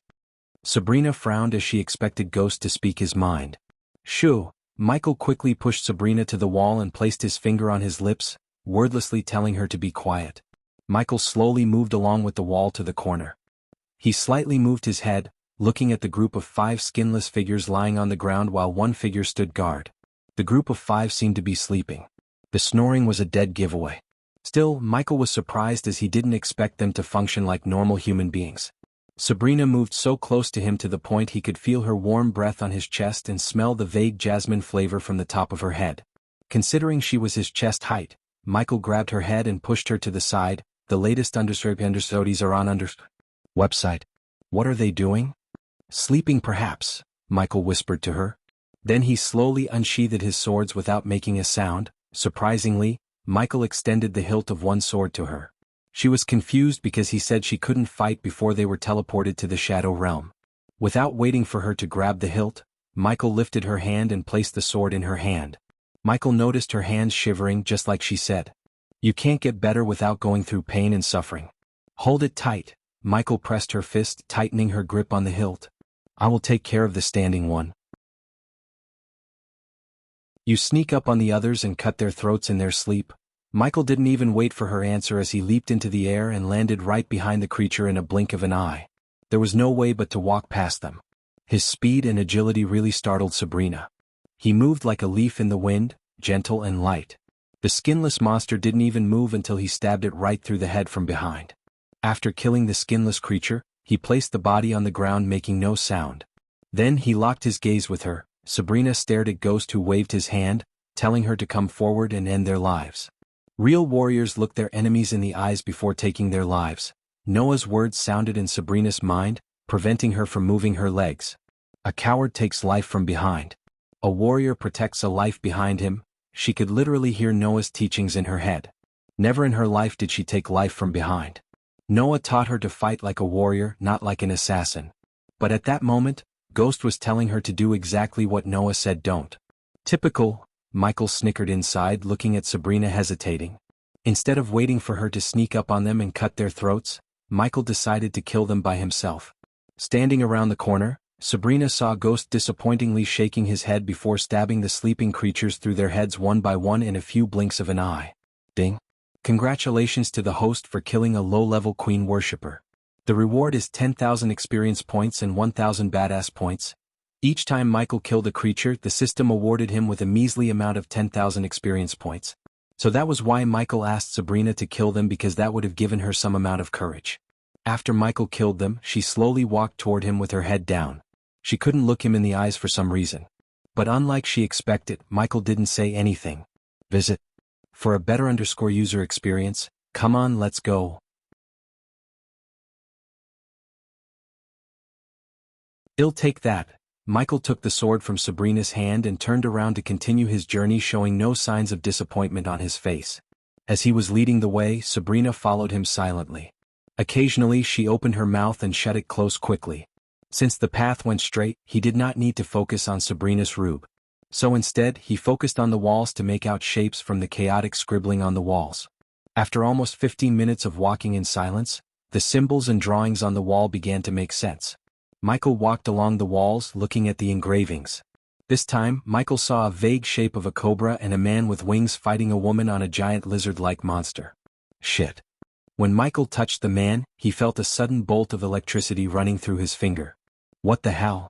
Michael touched the engravings of the man again, but unlike before, he felt nothing. Michael walked along the walls with a deep frown on his face. Who is he? Michael asked himself, looking at the man with the wings in the wall. On the other hand, Sabrina saw nothing but scribblings and chaotic shapes on the wall. Nothing made sense to her. She walked behind him until he suddenly halted his steps. She wanted to ask why he stopped, but he raised his finger, wordlessly telling her to not speak. He looked closer at a potion of engravings where the man with the wings was fighting a giant 5-headed hydra. The man looked tiny compared to the hydra. What piqued Michael's curiosity was the vague shape of a human watching the fight from the shadows. The mysterious figure almost resembled his full Lucifer form. Is that me? Michael looked at the figure closely, but suddenly, he felt a gust of wind brushing past him. Ding. In a blink of an eye, Michael moved his head to the side as an arrow went into the wall, cutting a few strands of his hair. Sling. Michael unsheathed his swords, pushing Sabrina against the wall so she wouldn't be attacked from behind. Ding. Visit. For a better user experience, ding. This time, Michael deflected the arrows with the two swords. Why don't you show yourself? Let me guess, you're too ugly, Michael sneered. Sabrina looked around, trying to find where the arrows were coming from. But after she heard Ghost's words, she saw a figure slowly appearing near the wall on the other side. The figure who appeared out of thin air looked exactly the same as the skinless monsters Ghost killed before. Except, the creature in front of them held a bow in its hand. Whoosh. H. Sabrina squealed and closed her eyes instinctively. But when she opened her eyes, an arrowhead made of iron was just a few inches away from her. If Ghost hadn't caught the arrow would have gone straight through her head.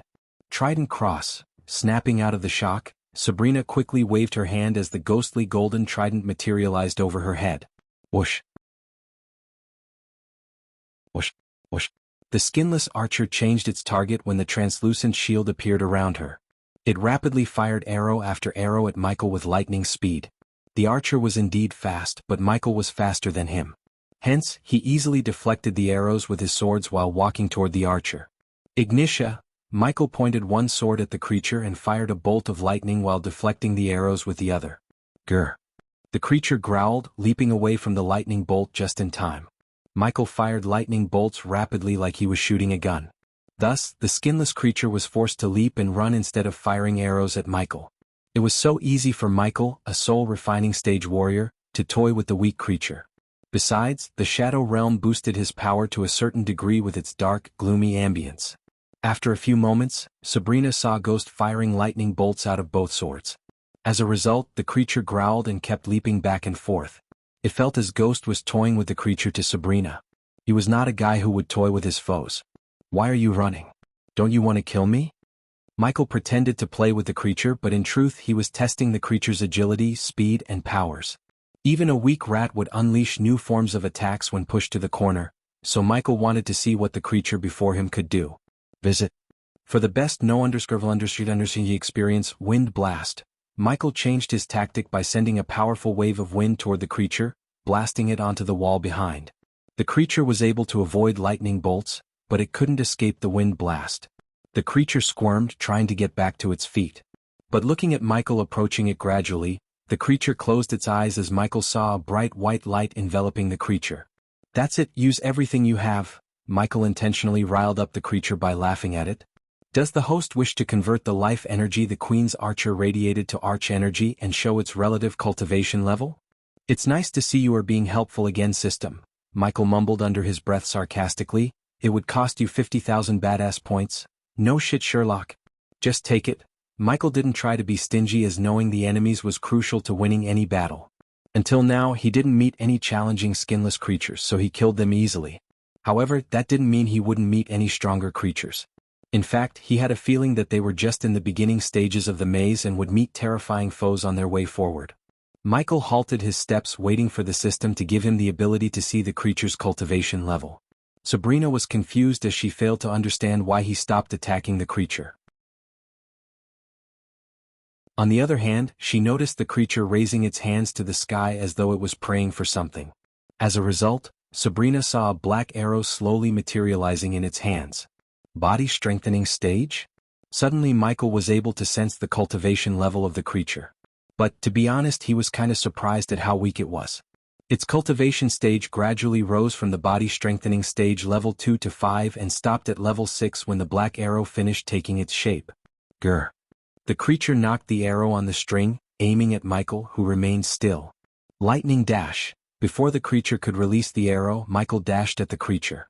The next moment, Sabrina saw the creature's head flying into the air and landing right in his hand as its headless body staggered around the place, spewing dark blood. Ding. Congratulations to the host for killing a low-level queen worshipper. The reward is 10,000 experience points and 1,000 badass points. Without wasting the blood, Michael quickly took out a few vials from the system's storage and collected the blood. Afterward, he bent down to cut a piece of flesh from the creature's chest, which nauseated Sabrina. But Michael whistles and cut a chunk of its flesh, showing no signs of disgust on his face. Ring of Fire. After cutting the flesh and taking its head, Michael raised his hand, sending a wave of fire onto the headless body.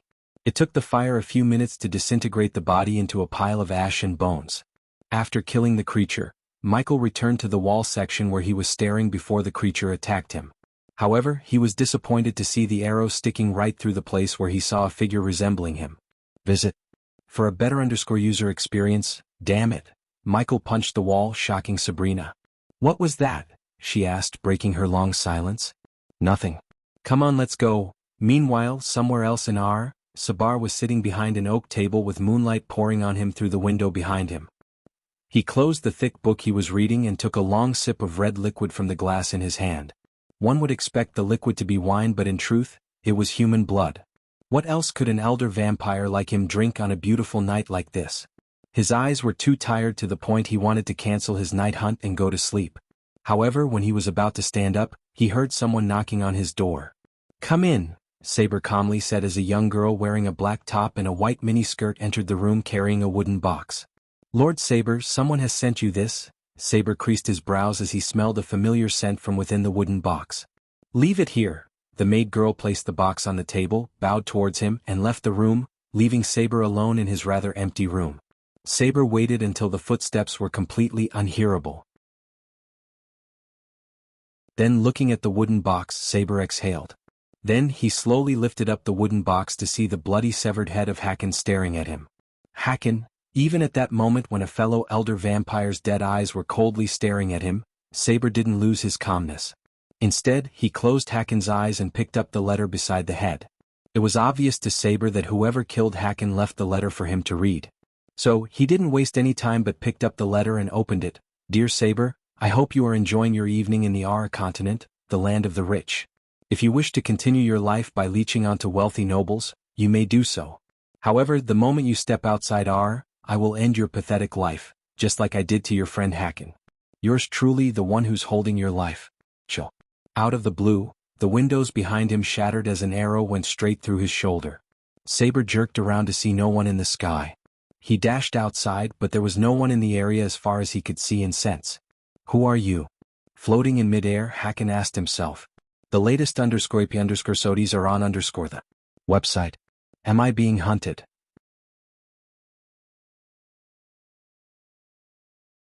After navigating the maze for an exhaustingly long time, Michael saw Sabrina's pace slowing down. She breathed heavily while occasionally massaging her ankles. They could have flown, but Michael wanted to preserve his energy to fight if the skinless creatures ambushed them suddenly. Let's rest here. Michael looked around before halting his steps. Sabrina heaved a sigh of relief as she was waiting for him to stop. She quickly sat on the ground as Michael took out a stack of firewood from his system storage. The shadow realm was void of colors but not void of coldness. So Michael placed the firewood between them and lit the firewood by sending a tiny bolt of lightning from his finger. Michael sat before the fire, placing his two swords on the ground beside him. Sabrina hadn't spoken a word to her since she failed to kill the skinless creatures. Sabrina gawked at him in the corner of her eyes to see ghosts staring at the blank black sky above them. Finally, she mustered up the courage to speak to him. I am sorry. Hearing her words, Michael lowered his head to look at her flustered face. Sorry? For what?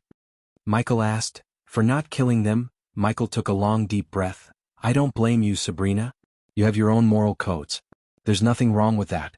Just a friendly piece of advice. Don't let your moral codes kill you, Michael told her with his usual calm tone and gentle smile. They are not mine. Her voice trailed off. My brother taught me the virtues a warrior must have. I grew up learning these from him. How could I suddenly break them? She explained herself. Michael just nodded without saying anything else. I know you have something to say, Ghost. So please speak your mind. Her eyes water as Michael sighed. You were with the vampires. Did you see them abide by the same moral codes you have? She shook her head. The latest _SODs are on website. Welcome to the real world, Sabrina. The foes you will face have only one code, survive. I have moral codes too, but if they put me in danger, I'll break them in a blink of an eye. That's how I survived till now. Maybe you can follow your code of warrior because you have a family to protect you. Many don't have that virtue. Sabrina didn't take her gaze away from his for a moment. You miss them? She asked, tilting her head innocently. Who? Asked Michael. Your family? Why should I? They certainly didn't miss me. Sabrina sensed the coldness in his words. It showed Sabrina how much he hated his family deep down. My mom always said a mother would never abandon her child willingly. You should get some sleep. Michael did not wish to continue the discussion. Hence, he just stood up from the ground and walked towards the wall behind Sabrina. He wanted to check if he could find any drawings or engravings that would give him some insight into the place. Michael almost forgot to give her a blanket and a mattress to sleep on, but Sabrina surprised him by sleeping on the floor, curling herself into a ball. Here, Michael came to her and flicked his wrist as a soft black mattress, and a comfy blanket appeared beside Sabrina. Your mind and body need sleep. It's... What? You have something against sleeping on a mattress? His stern voice gave her no leeway to talk back. Hence, she just climbed onto the mattress and covered herself with his blanket. Every fiber in her body felt relieved when he lay on the mattress. It had been so long since she felt the comfort of a bed as she slept on the wooden floor in a cage. Never in her life had she appreciated the warmth of a blanket and the comfort of a mattress like she did at the moment. Thank you. She looked up at him with watering eyes. Sleep? You are safe now. Michael squatted beside her, gently brushing her head with a smile that warmed her heart and provided a much-needed comfort to her. Thinking Ghost would protect her, Sabrina closed her eyes without worry. Finally, she felt as though she was home. Poor girl. Noah and his fucking codes fucked her up. Michael pitied Sabrina. Visit. For a better user experience when he was about to stand up and return to the wall, she grabbed his hand. Please stay with me. Don't leave me. Sabrina opened her eyes while squeezing Michael's hand tight. I'm not going anywhere. Michael tried to take his hand away, but she didn't let go of his hand. Her grip was strong enough to tell him she wouldn't let him go so easily. Letting out a long sigh, Michael sat beside her.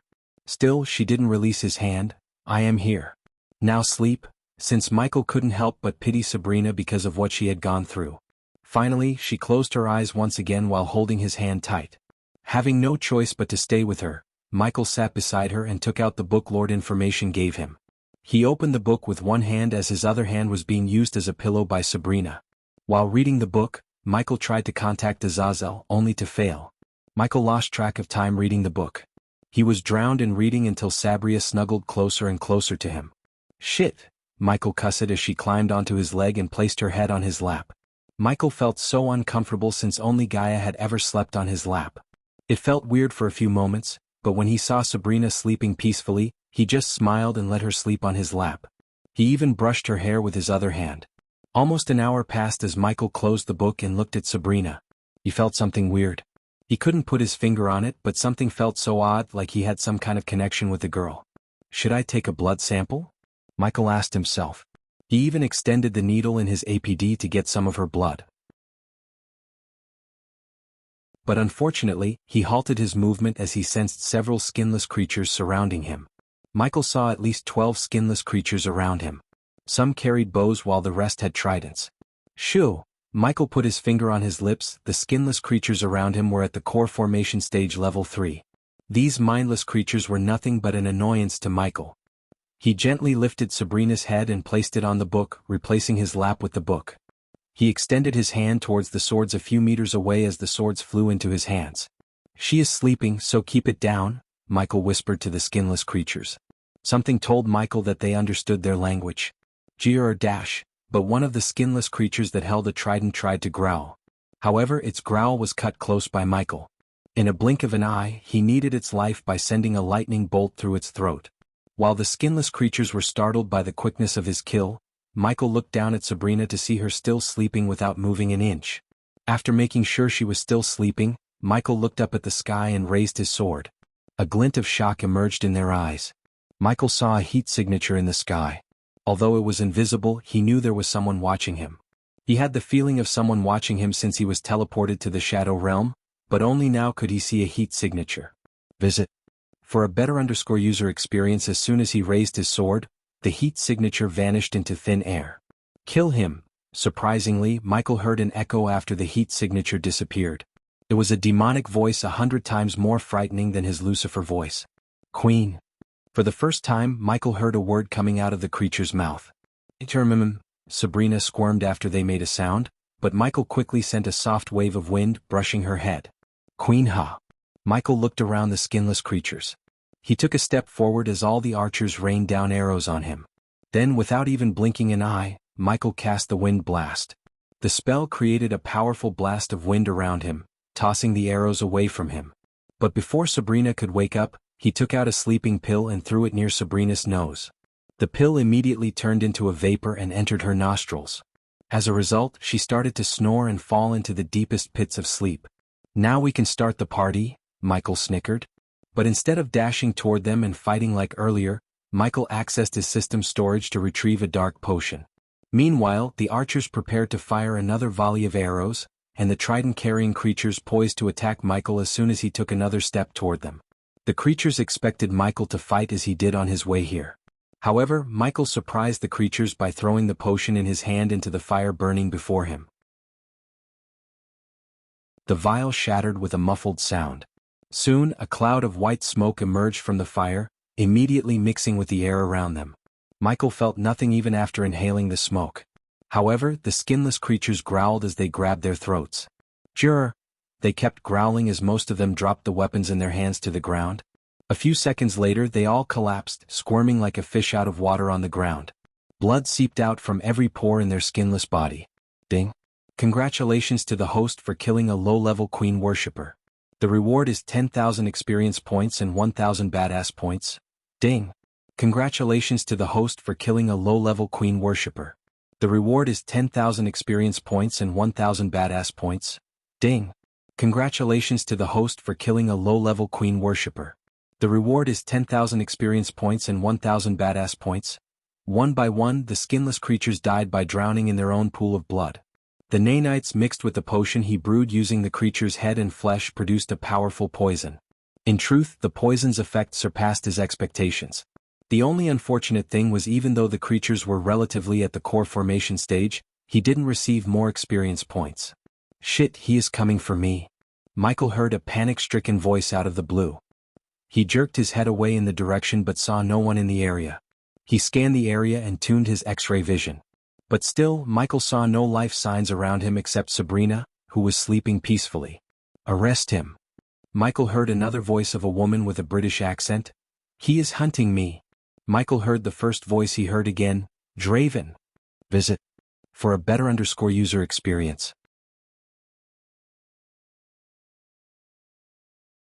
Michael was so confused by the voices. No matter how much he looked around, he couldn't find the source of these voices until he noticed a small glimmer in the wall behind Sabrina. He slowly and cautiously made his way to the wall.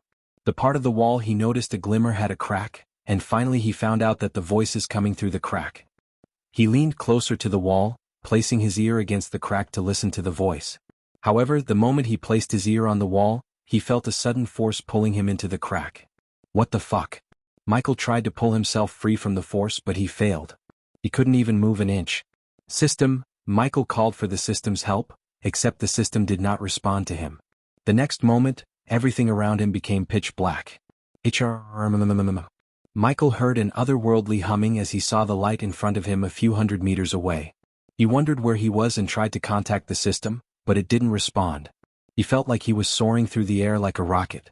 The feeling was familiar to Michael. He felt the same when he was transmigrated to this world from Earth. Hence, Michael could vaguely guess he was being transmigrated somewhere else. But he wondered why and how. He didn't panic as he got closer and closer to the light at the end of the dark place. When he reached the light, everything around him changed. The black and white ambience of the shadow realm vanished as the colors returned to the world before him. "Put me in the super prison." Michael heard the shouting voice again. At that moment, Michael noticed he was floating inside what seemed to be a command center that had a semi-modern and fantasy vibe. The numerous men and women sat in front of a glass that resembled modern monitors, but the people themselves wore medieval robes. The walls and floor were built with some kind of gray wood which, coupled with the blue light radiated by the mirrors, gave the place a vibe of a law enforcement command center. "Didn't you hear me? He is coming for me." Michael heard the voice, and he jerked his head in the direction to see a shocking sight.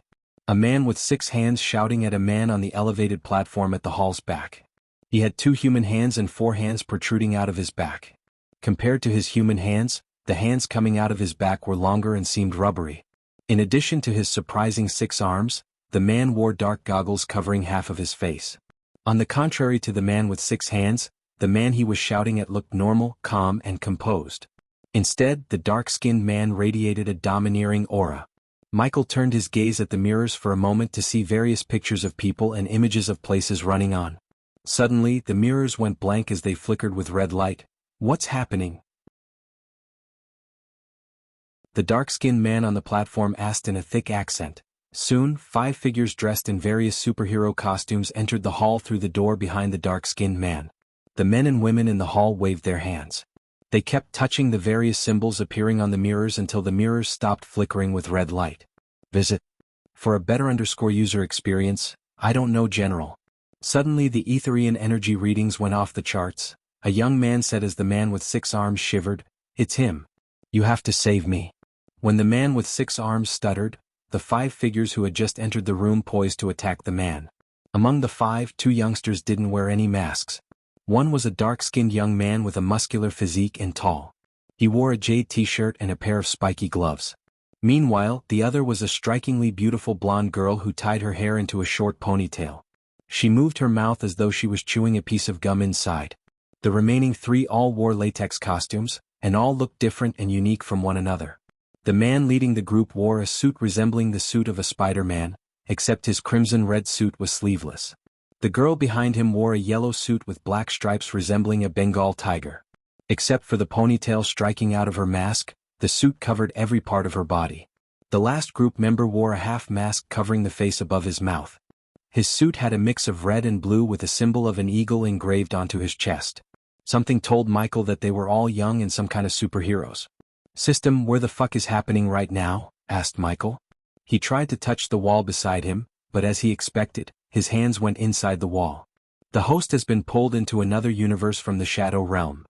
The host is currently in an astral form. Your physical body is still in the shadow realm. Fuck. Another universe? How did that happen? This was one of the few scenarios in which even Michael became confused. He looked around one more time at the panic-stricken people in the hall. "System, What's the time difference between this universe and mine?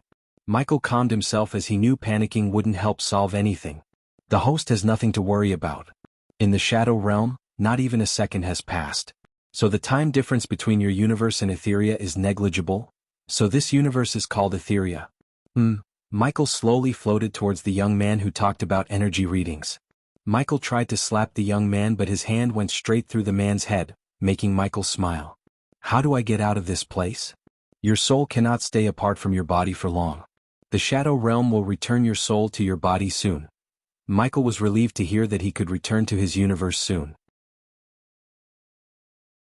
Of course, he was curious and wanted to know more about Etheria, but he had his own problems to deal with and things to finish before thinking of conquering Etheria.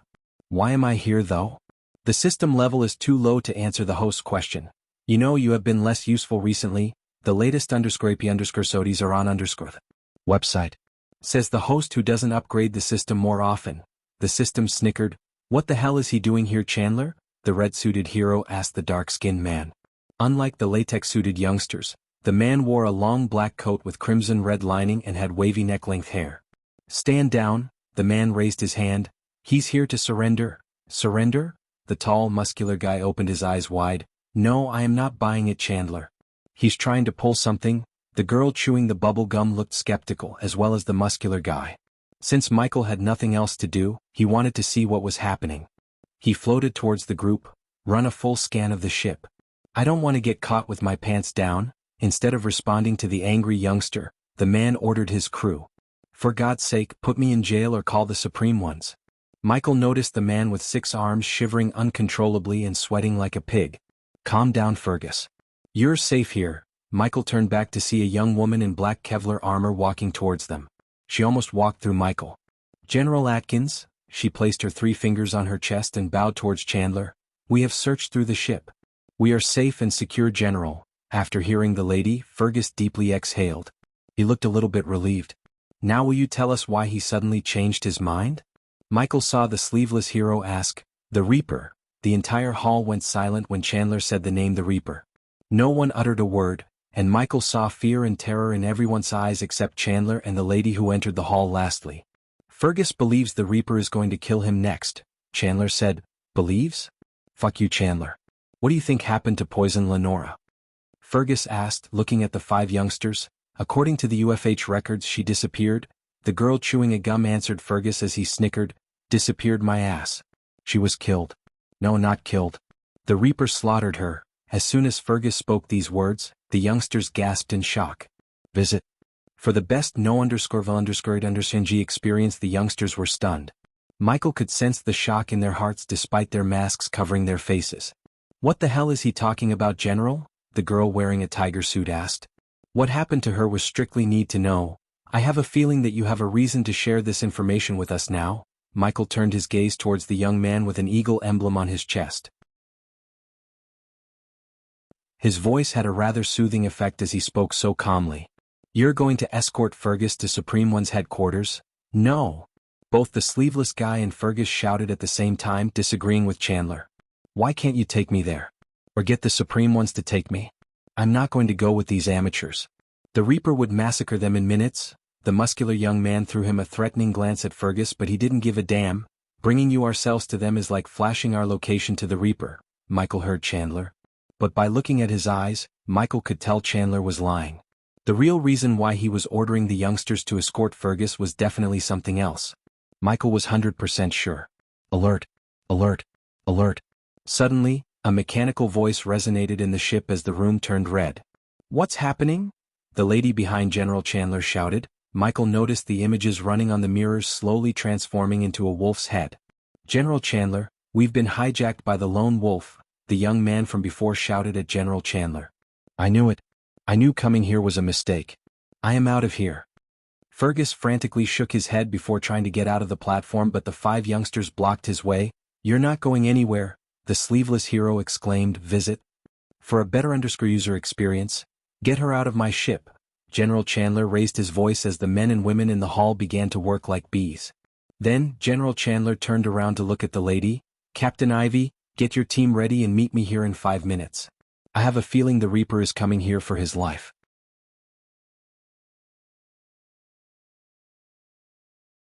The crew of General Chandler began to work like worker bees. Michael flew around the hall, trying to better understand how the mirrors worked. They looked like some kind of hybrid of magic and technology. Michael noticed every mirror had a glass cube with a bright light glowing within. What kind of energy source is this? Michael asked himself. He also saw wires running into and out of the glass cube to a copper box with several components and a complex web of wires inside. General Chandler. Michael stopped hovering around when he heard a loud mechanical voice echoing through the hall. Hand over Fergus to us. Michael saw the crew looking flustered, trying to free their systems from the hacker. He didn't know this world was familiar with the term hacking, but they were undoubtedly hacked by someone. Everything happening in front of him piqued his curiosity to the next level. It was kinda relaxing to sit back and watch the chaos someone else had been creating. Instead, he was excited to see what would happen next while pondering why the Shadow Realm teleported him to Etheria. That's not going to happen, General Chandler calmly said. They all waited for the hacker to respond, but they simply didn't. But suddenly the ship jerked as something just hit the ship from above. The ship's defense systems have been deactivated. Michael heard the mechanical voice of the ship resonate in the hall. He could feel his excitement rising within his heart. Captain Ivy, go, General Chandler ordered Eve as she rushed out of the hall. Everyone, after sending Ivy away, General Chandler called out his crew, go to the hangar bay. The crew members immediately stood up from their seats. They left for the door on the other side in an orderly manner without raising any objection to his word. General Chandler, what's happening here? The tall, muscular guy asked, bewildered. Visit. For the best no Xianxia experience, you idiot. Don't you get it? He's here. Fergus snapped, let me go. Fergus had no courage to stay with the UFH's recruits anymore. When he decided to surrender, he thought UFH would send him to the super prison or the Supreme Ones. However, he never expected General Chandler would ask a bunch of amateurs to guard him. Fergus had better chances to survive alone than with the newbies. Thus, he made up his mind to get the hell out of the place before the Reaper could reach him. Michael flew back to the elevated platform where he saw Captain Ivy returning to General along with a group of white armored soldiers carrying crossbows and spears. Harry, General Chandler turned his gaze to the youngster wearing sleeveless latex armor. Escort Fergus to Bay 15. Captain Ivy dash boom. The ship shook again and they all heard a loud explosion coming from somewhere in the ship. Go. General Chandler raised his voice as the group quickly turned around to leave the command center. However, they didn't even take a few steps toward the door when the door closed automatically. We are trapped, Fergus panted. His breathing turned heavier and heavier as he looked pale. Michael noticed Fergus kneading his hands nervously. The soldiers behind Captain Ivy climbed down the stairs on each side of the platform to surround the hall. The room was lit with red light, giving an eerie feeling to Michael. Boom. Yet again they heard another sound reverberating in the hall. Though this time, it wasn't the sound of an explosion but sounded like someone banging the ceiling above them. Prepare for battle, General Chandler gravely said. Michael could see the dark frowns on his face. He seemed confident and calm, but his voice had a tinge of concern. The more Michael saw their reactions, the more curious he became. He wanted to see who the Reaper was and how they fought in Etheria. Bang! The ship trembled yet again, and the mirrors flickered until they turned black. The room turned gloomier and darker after the mirrors went off. The latest _sodies are on the website.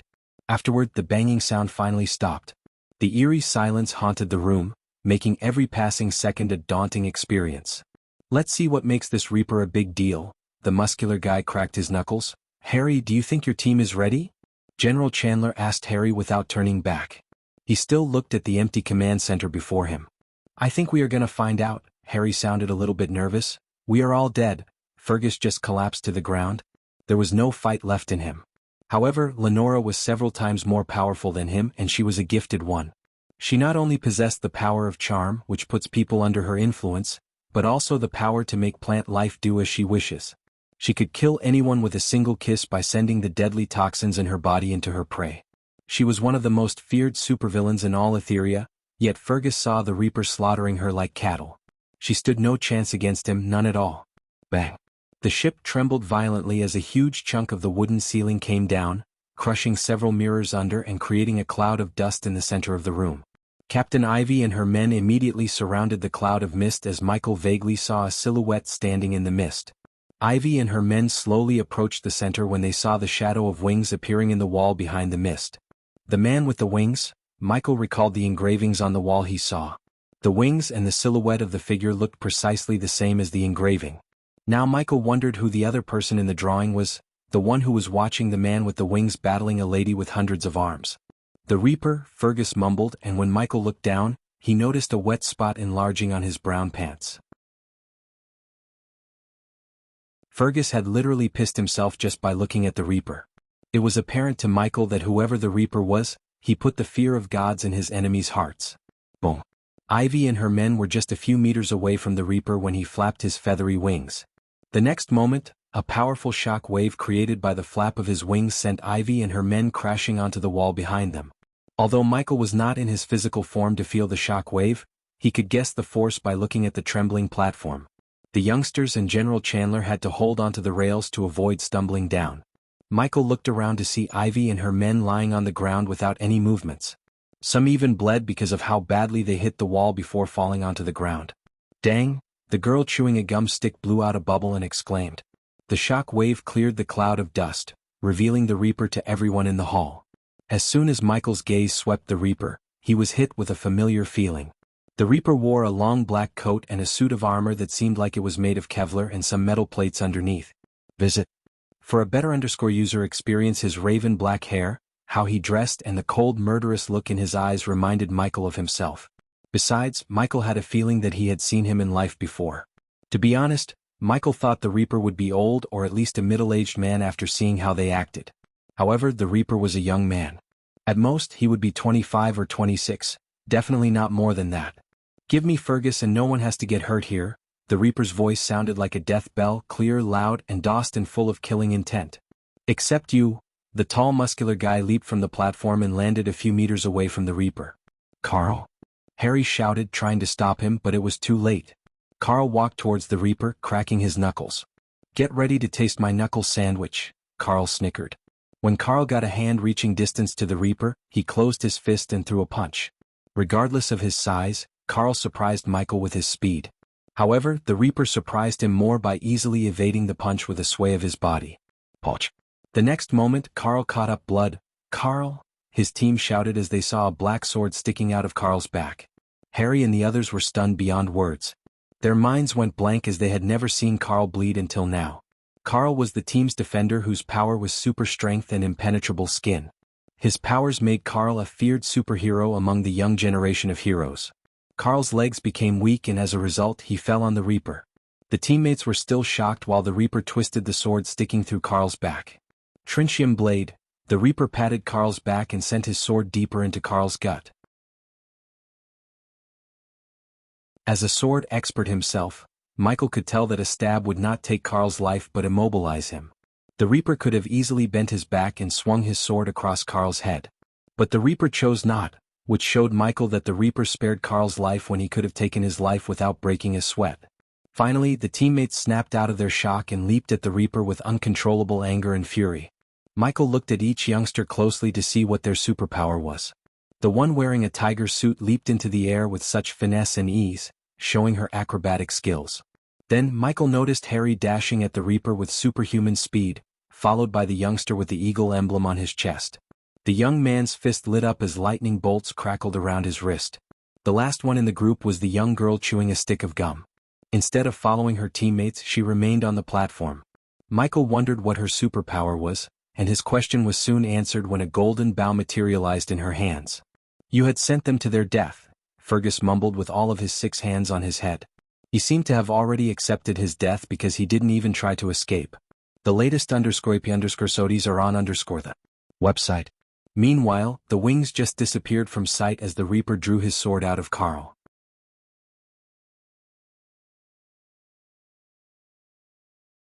Carl collapsed to the ground, holding his gut to stop the bleeding. Cheetah, take him away. Harry shouted at the tiger-suited girl. She was diving toward the Reaper, but when she heard Harry's order, she changed her trajectory and landed beside Carl. Whoosh. The girl beside Chandler sent a golden arrow made of sparkling energy to the Reaper to prevent him from attacking. However, the Reaper simply raised his hand, catching the arrow in midair without breaking a sweat. At that time, the youngster with the eagle emblem shot into the air, leaving a trace of blue light behind him. Michael felt like watching a superhero movie.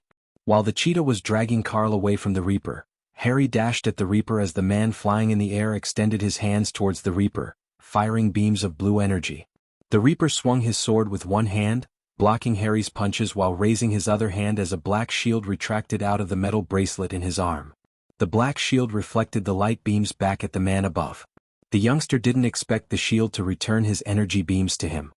He tried to evade but was a few seconds late as the light beam blasted him onto the ceiling above him. "Neon!" Harry shouted, seeing Neon hitting the ceiling sling. Harry was still in shock when the Reaper swung his fist, sending the shield flying towards the girl, firing arrows from the elevated platform. Boom! Michael saw the black shield crashing onto the girl and sending her flying back. The bow and arrow in her arms vanished into thin air, and surprisingly, the shield bounced onto the wall behind the girl and flew back to the Reaper. While looking at the battle, Michael understood one thing. The superhero team wasn't amateurs, but the Reaper had superior battle experience than them.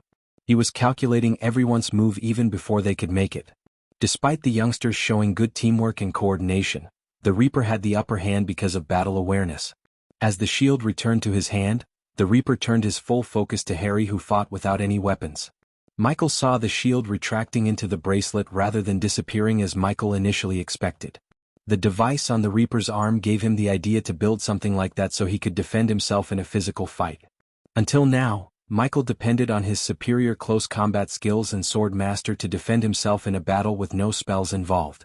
Although Michael felt no need for a shield as it would cramp his fighting style, he decided to build a device like the one the Reaper has. Neon and the archer girl were picking themselves from the ground as Harry fought the Reaper single-handedly. Michael couldn't take his eyes off the Reaper and Harry. It was like watching a kung fu movie where two masters fought to the death. Visit. For a better user experience compared to the rest, Harry seemed to have more battle experience. He almost reacted as fast as the Reaper and blocked his punches and kicks. "I can do this all day," Harry said, blocking the Reaper's punches. "I don't have all day," the Reaper snickered. The very next moment, the Reaper vanished into thin air, shocking everyone except Chandler. However, Michael noticed Chandler's face showed no signs of shock. If Michael was right, Chandler knew about the Reaper's powers unlike the rest. Harry was stunned when the Reaper vanished into thin air. He jerked his head around to locate him but failed to do so. Then, suddenly he appeared behind Harry. Although Harry possessed the power to sense dangers, his reflex failed him because the Reaper was too fast. He sweep-kicked Harry to make him lose balance, and then, the Reaper roundhouse kicked Harry in the head with enough force to create a small shock wave around them. Harry, Neon, the archer girl, and the cheetah all shouted as they dashed at the Reaper. The Reaper stomped on Harry's chest as he coughed up blood through his mask. The archer girl and Neon repeatedly fired arrows and energy beams at the Reaper. At the same time, the cheetah dashed at him with her claws growing several inches from her fingers. The cheetah swung her steel-like claws at the Reaper, only to be blocked by the shield on the Reaper's hand. Her claw produced sparks when they clashed with the shield. Unfortunately for the cheetah, she was not on the same level, or her claws were sharp enough to cut his armor. Hence, he simply let her scratch his chest, and when she did, he easily grabbed her hands. Whoosh. At that exact moment, the archer girl fired an arrow. Little did she know that the Reaper would use the cheetah as his shield. Poch. The arrow pierced the cheetah's back. "Cheetah!" the girl shouted and panicked at what she had done. Meanwhile, the Reaper showed his ruthless side of him by pushing the arrow sticking out of the cheetah's back further into her. He did not stop with that. Instead, he unsheathed his black sword from his behind lightning quick and stabbed the cheetah in the gut. Just like before, Michael noticed he didn't go for the kill but stabbed her just to immobilize her. Neon didn't fire energy beams because Cheetah stood so close to the Reaper. After Michael pushed aside the cheetah, Neon flew towards her instead of attacking the Reaper. Visit. For a better user experience, he flew towards the cheetah as fast as possible and tried to fly away from the Reaper with the cheetah in his arms. The Reaper, however, had a different idea.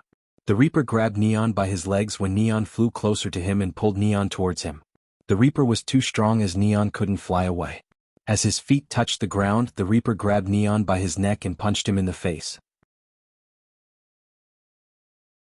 "Jurch," Harry growled, but the Reaper knocked him out once again with a stomp on Harry's head. Bang, bang, bang. The Reaper repeatedly punched Neon in the face as Michael saw blood splashing out of Neon's mouth along with a few teeth. Seeing her teammates getting slaughtered, the archer girl lost her calm composure. She leaped from the platform. In mid-air, she fired arrows after arrows and didn't stop raining down arrows even after her feet touched the ground. She was really talented with the bow. Otherwise she would have hit Neon instead of the Reaper. Her arrows hit the Reaper without missing. But none of the arrows could penetrate his armor. She moved closer and closer to the Reaper to the point she swung her fist in uncontrollable anger. However, the anger blinded her and lowered her intelligence. She was an archer, not a close combat fighter like Harry or the cheetah. Even they couldn't beat the Reaper, let alone an archer and a delicate girl like her. When she tried to beat him with the energy bow, the Reaper released Neon's neck as he collapsed to the ground. "You should have gone for the head," the Reaper coldly said before grabbing both her arms. Bang! The Reaper headbutted the archer with enough force to knock her out instantly. Then, when all the five were on the ground, either knocked out cold or bleeding, the Reaper finally turned his gaze at Chandler. Michael followed the Reaper behind as he suddenly vanished into thin air. A second later he appeared behind Chandler. "No, no, no, no, no." Fergus began to stutter in fear. Chandler slowly turned around to see the Reaper staring at him. "Draven," Chandler called the Reaper by his name. Unlike Fergus, who shivered and looked pale, Chandler remained calm and composed. "You are walking a dangerous path, Draven," Chandler said in a grave tone, but Draven didn't reply. "The latest studies are on our website. You are doing more harm to Etheria than good, Draven. You can't clean this world by killing everyone you think needs to be killed. A whole lot of good you're doing, Chandler," Draven snickered. "I am talking to the Draven I know, the Angel of Lotus. Not to the Reaper you had become." "Ha!" Surprisingly, Michael saw Draven burst into laughter. High scold laughter echoed through the eerie hall until he stopped laughing. "The Angel of Lotus is long dead. They slaughtered my family in front of my eyes, and when I need the UFH most, you took away my powers." Draven grabbed Chandler by his neck and lifted him off his feet. "Your people catch villains at the cost of innocent lives and they call them heroes. I kill a villain to save those innocent lives and you call me evil. It's not fair. Your ways are wrong, Draven. There is no difference between what you do and what the people you kill do." Chandler struggled to speak those words. "If anyone follows me, I won't be merciful next time." Draven punched Chandler in the face without holding back his strength. As soon as his fist met Chandler's face, Chandler's nose cracked with a sickening crunching sound. Draven threw Chandler off the platform and looked down at Fergus. Don't kill me." Fergus crawled back in fear. Crack. Michael saw Draven step on Fergus' feet, applying pressure until Fergus screamed in agony. Then Michael could hear the bones in Fergus' feet crushing under Draven's boots. "How does it feel?" Draven asked coldly as Fergus kept screaming as loud as he could. Michael saw tears gushing out of Fergus' bloodshot eyes and blood seeping out of his feet. "Do you remember her face, Fergus? Do you remember how she begged you to let her go?" Michael heard Draven stutter, and for the first time ever, Michael noticed Draven's face show a sign of despair. When Michael looked Draven in his eyes, he could see the immense grief Draven had been holding in his heart. Please, let me go." Fergus screamed in agony, but Draven showed no mercy. After crushing Fergus' feet, Draven lifted him off by his collar. Crack. Visit. For a better user experience, the moment Fergus stood up, Draven broke Fergus' right hand. "Arga. You and I are gonna spend so much time quality together."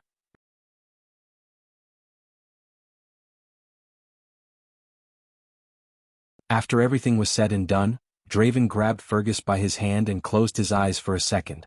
At that time, Michael noticed a golden light around Draven. "Does the host wish to follow Draven?" the system asked Michael, and to be honest, Michael was slightly surprised by the system's sudden question.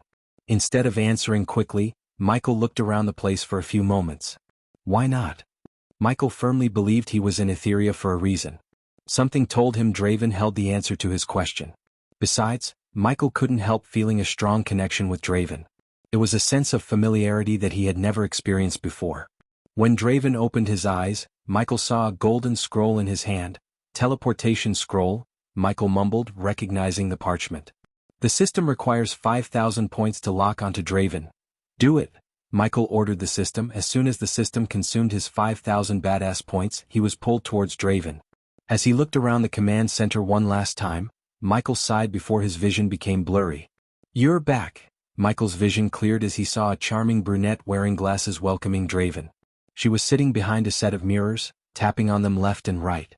Michael looked around to get a sense of where he was. The large hall he was floating in the air looked neat, clean, and tidy. A door leading to somewhere else was located at the end of the hall. That door seemed to be the only way in and out of the hall except through the windows. He could see the mountains and lush green forests through the windows. Yet, surprisingly, they were slowly moving at a steady pace and the buildings on the ground looked tiny. An airship. Michael was in airships before, so he immediately recognized that he was currently in an airship turned into Draven's flying fortress. Other than the tiny workstation in the center of the hall, Michael noticed the swords, bows, arrows, and various weapons hanging on the wall. "How many people have you killed?" the girl sighed. "No one died." "At least not yet." Draven looked at Fergus, who was shivering from head to toe. Draven dragged the six-armed man to the wall near where the weapons were hanging. Michael curiously followed Draven behind and saw Draven hanging Fergus on the wall by attaching shackles around each wrist and leg. Fergus was nailed to the wall in a few moments like a gecko. The bloody shackles around Fergus and the blades with dried blood on the tables told Michael the obvious. The girl looked a little flustered and uncomfortable looking at Fergus on the wall. However, it seemed to Michael that the girl knew what was about to happen. "His soul is drenched in evil." Michael was taken aback by the demonic voice he heard. He jerked his head right to see a ghostly figure of an alien creature appearing over Draven's shoulder. The ghostly figure looked like Venom and Cobra had a baby. It was black, ghostly, and had white eyes with red pupils and a terrifying line of fang-like teeth. The creature licked his lips, looking at Fergus. What is this?" Fergus wriggled violently against the shackles after seeing the alien creature. But no matter how hard he wriggled, he couldn't escape from the shackles that tied his wrists and legs. "You will have your fill, Margoth." Draven took a bloody arrow from the table beside him. "Visits. For the best no-understanding experience, after he tells us everything we need to know." Draven slowly ran the arrowhead along Fergus' face. "Wait!" Suddenly the creature Draven called Margoth turned around. Michael was stunned as the creature was looking directly at him. "System, what the heck is this creature, and can it see me?" The system's level is too low to find the creature's origin. However, the system can reassure the host that the creature cannot see the host. Michael heaved a sigh of relief even though he was disappointed that he couldn't find the creature's origin. "What?" Draven asked. "I sensed something familiar in the room. Something powerful." As soon as the girl heard Margoth, she stopped working and turned around. "What is it? Are you sensing it right now?" "Draven, take out the healing potion," Margoth asked Draven. He looked a bit skeptical but did as Margoth asked him to. Then, Draven put his hand inside his long coat pocket to take out a glistening blue vial of healing potion. "Is that my healing potion?" Michael was stunned. There was no doubt in his mind. The healing potion in Draven's hands was the same healing potion he brewed. What surprised him more was that the healing potion was 90% pure. "How can my healing potion come to another universe?" Michael's mind went blank.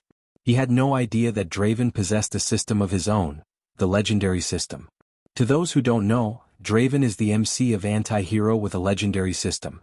"I sense the same energy radiation coming from the healing potion just a moment ago. Are you still sensing it?" Draven asked, looking around the hall. "No. But I swear I sensed it," Margoth said gravely. "Might be because of him. He worked on the Black Project after all. Maybe he came across something with the same energy radiation." The girl adjusted her glasses and said. Hearing her words, both Margoth and Draven pondered the possibilities in their minds. "Makes sense," Margoth finally said as Michael sighed. "What is this Black Project?" Michael asked himself as his gaze swept across the room. Then he locked his eyes on the wall portion where he saw several drawings, posters, and paper clippings nailed to the wall. Michael floated to the wall and was surprised by the sight before him. Some of the drawings of people had red cross marks on them and the rest, including Fergus' drawing, didn't have the red cross. The paper clippings were mostly about murders, battles between a hero and a villain, feats of UFH, and collateral damages of a battle between gifted ones. Every incident and portrait were connected by a red thread. The entire portion of the wall reminded Michael of his kill board back on Earth. If he wanted to assassinate multiple targets, he would form a board exactly like the one before him. The more he spent time with Draven, the more he realized how similar they both are. Visit. For the best no-understanding experience, ART. The ear-piercing scream of Fergus abruptly halted Michael's train of thoughts. He quickly turned around to see Draven slowly penetrating Fergus' palm with the arrow in his hand. "The Black Project. Tell us about it," Draven coldly asked as Michael saw the girl turning her focus back to the mirrors. It was evident that she didn't like to watch Draven torture Fergus. I don't know, Eric." Draven twisted the arrow, inflicting as much pain as he could to Fergus. Listen, maggot, we are gonna kill you and no one is coming to save you. So tell us what we want to know and I'll tell him to give you a quick death. Margoth snarled while Fergus wriggled frantically in pain. You saw what I did to Lenora, right? Hold back what you know and I'll make you think what I did to Lenora was child's play. Draven left the arrow in his palm and took a rusty knife from the table. Just tell him, Fergus, the girl said without turning back. Listen to her, Fergus. He gets really creative when he wants to know something. Since you're one of the scumbags who killed his family, he will redefine torture. Margoth moved closer to Fergus. So tell us about the Black Project and seize this golden opportunity, quick death. He won't talk until he loses something he loves. Draven snickered, fiddling with the rusty cleaver in his hand. What? What you're going to do? Fergus stuttered as Draven ran the rusty meat cleaver along one of his 4 rubbery arms. Poch. The girl closed her eyes tight as Michael saw Draven cut Fergus' wrist with the rusty meat cleaver. His severed wrist hit the ground with a sickening thud. Fergus frantically wriggled during his hand sprayed blood all over Draven. But the latter didn't mind the blood at all. I have 8 more pieces of you to cut. So make yourself home. Draven wiped off the blood covering his eyes and coldly said, Please, please, I'll tell you. Fergus cried, the Black Project, Arg, we created. Arg, Fergus cried and shrieked in pain. Give him a painkiller, Margoth nodded. Michael once again focused on Draven's hand until he saw a milky white vial materializing in his hand. This time, however, the potion in Draven's hand wasn't brewed by Michael. Instead, it radiated a different type of energy Michael wasn't familiar with. Draven forced the white liquid down Fergus' throat. After a few seconds, Fergus stopped screaming and the blood stopped spraying out of his severed wrist. The Black Project. Spill out everything you know before I cut another one. The Black Project is all about opening portals to other universes. Michael immediately dashed at Fergus when he heard the words, opening portals to other universes? The girl couldn't stay still, so she left her workstation and came to Fergus despite all the blood and gore. I thought other universes are just a myth. The latest understudies are on website. Where do you think we met Sarah?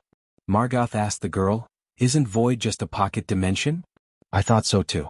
But no, the Void is the place between universes. Michael heard Draven. Did I tell you to stop? Margoth growled at Fergus as he continued to spill everything he knew about the Black Project. The Demon's Touch device doesn't just take your powers. It sends your powers to the Void. Those who built the device didn't know that until... Fergus' voice trailed off. Until? Sarah asked, looking at Fergus swallowing a mouthful of saliva nervously. Until what happened to you? Something interfered with the device that day. Whatever that was, it caused the device to open a portal to the Void temporarily, so that's why the Sinisters attacked UFH and tried to steal the device. They want to open a portal to the Void. After a few minutes of silence, Sarah opened her mouth. Fergus nodded. Apparently not only the Sinisters, Margoth exclaimed as Sarah creased her brows. What do you know about the Supreme Ones working on the Black Project? I don't know, I just heard some rumors. Fergus was terrified to say that he didn't know. Thus, he quickly decided to tell them about the rumor he heard when he was with the Sinisters before Draven cut his another hand. They want to find another Krypton in another universe. Michael didn't know what happened, but Draven immediately grabbed Fergus' neck. What do you mean another Krypton in another universe? They believe there's another universe similar to Etheria where the Krypton is still alive. Michael may not possess the ability to read minds. Still, when he heard Fergus' words and saw how Draven reacted, he knew Draven's mind thought about finding his deceased family members in another universe. The host doesn't have to panic. There is no other universe similar to yours and there is no other you. Michael heaved a long breath of sigh and even smiled. But what about Etheria? The system requires 10,000 badass points to answer the host. Now you're asking for payment to answer my questions? Geesh, okay, take it. Michael waited a couple of seconds for the system to finally answer his question. Visit. For a better user experience. There is another universe similar to Etheria. This doesn't mean there is another Draven or another legendary system.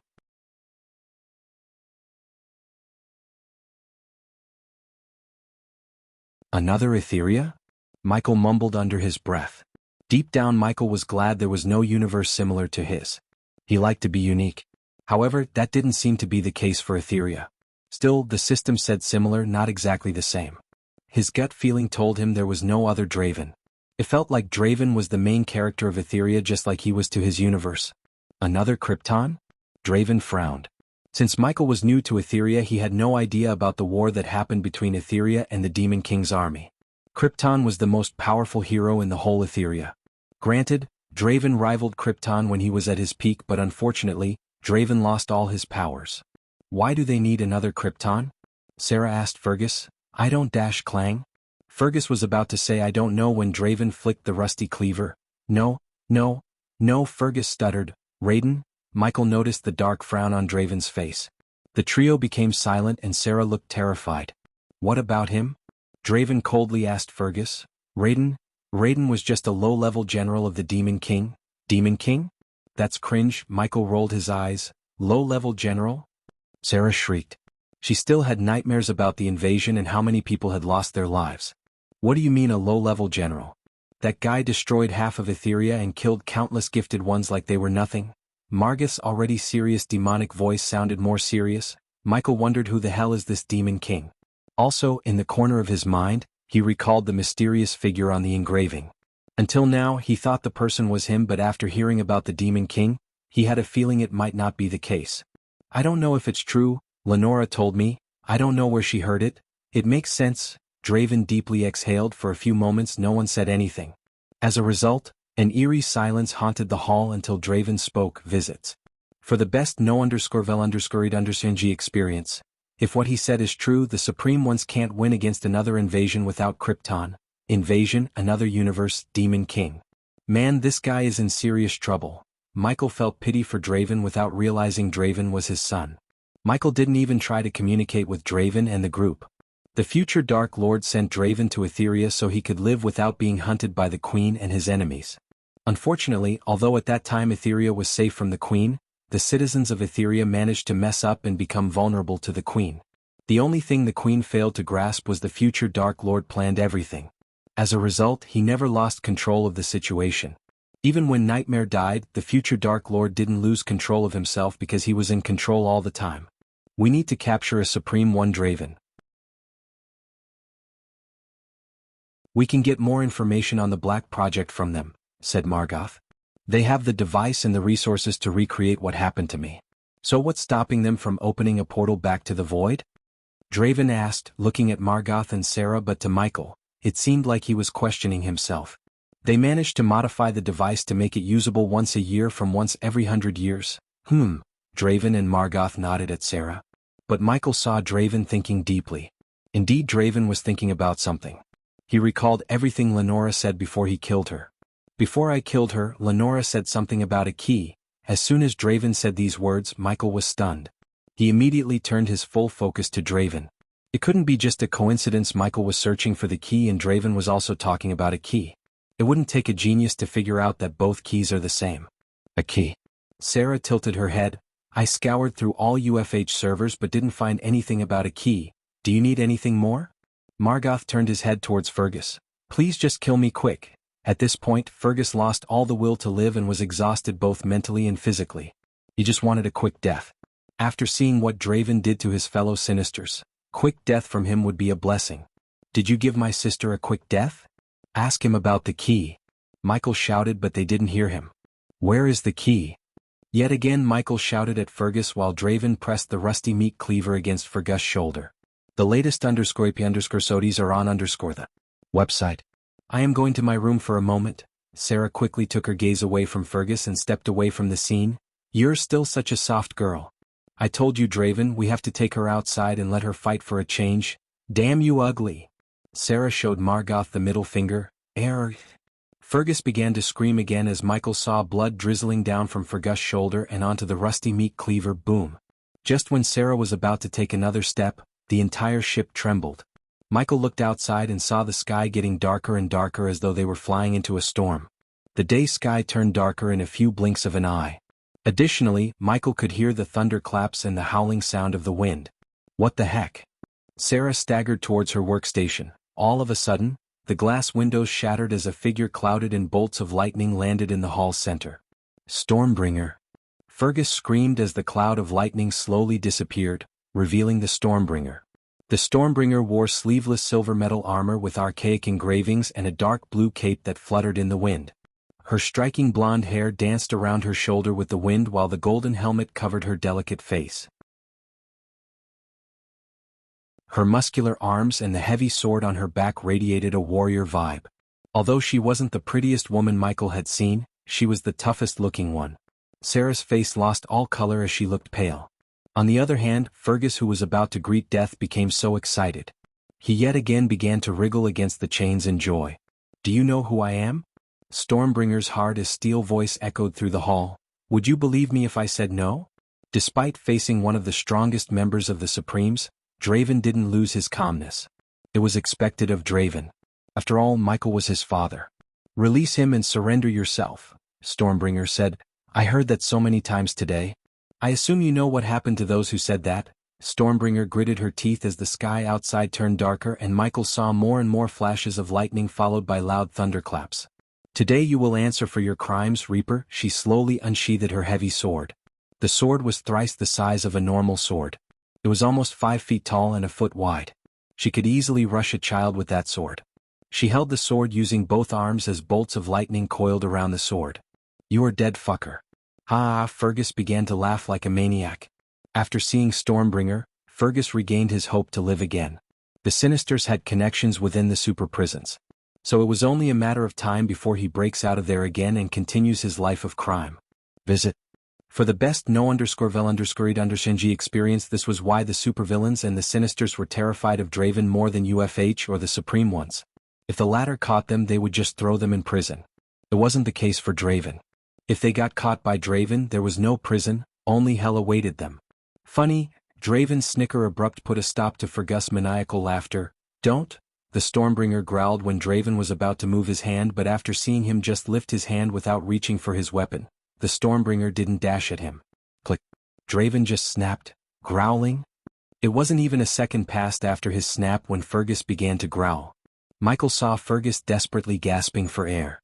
If Michael's guess was right, the white liquid they gave Fergus wasn't just a painkiller but poison. Draven planned everything just like Michael. Arg. The Stormbringer let out a battle cry before dashing at Draven with the heavy sword in her hand. She wanted to save Fergus.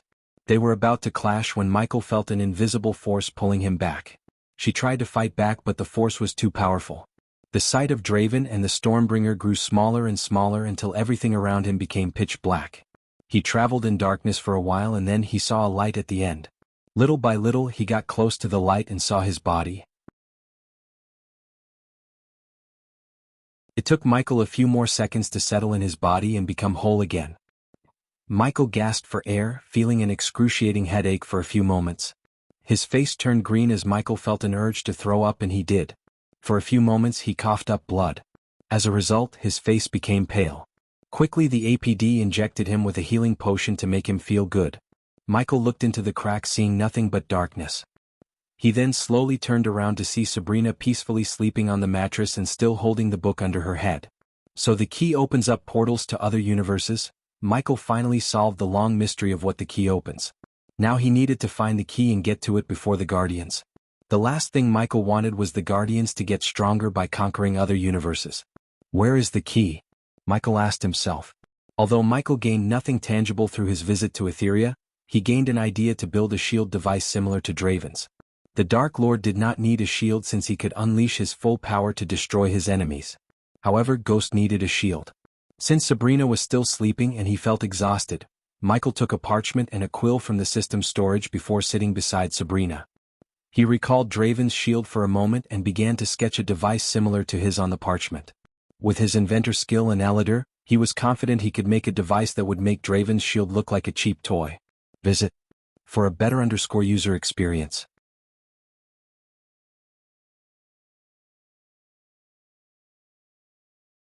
After finishing the sketch for the new retractable shield in a gauntlet, Michael fell asleep on the ground. He was exhausted to the soul level and couldn't stay awake. A long while later, Sabrina slowly opened her eyes. She felt rejuvenated after a long nap. As the sleepiness faded away from her eyes, she searched for Ghost and found him sleeping on the ground a few meters away from her. Looking at Ghost on the ground, Sabrina stood up. For a few moments she looked around the place to make sure no one was around them. Then she brought the blanket to Michael and covered him with the blanket.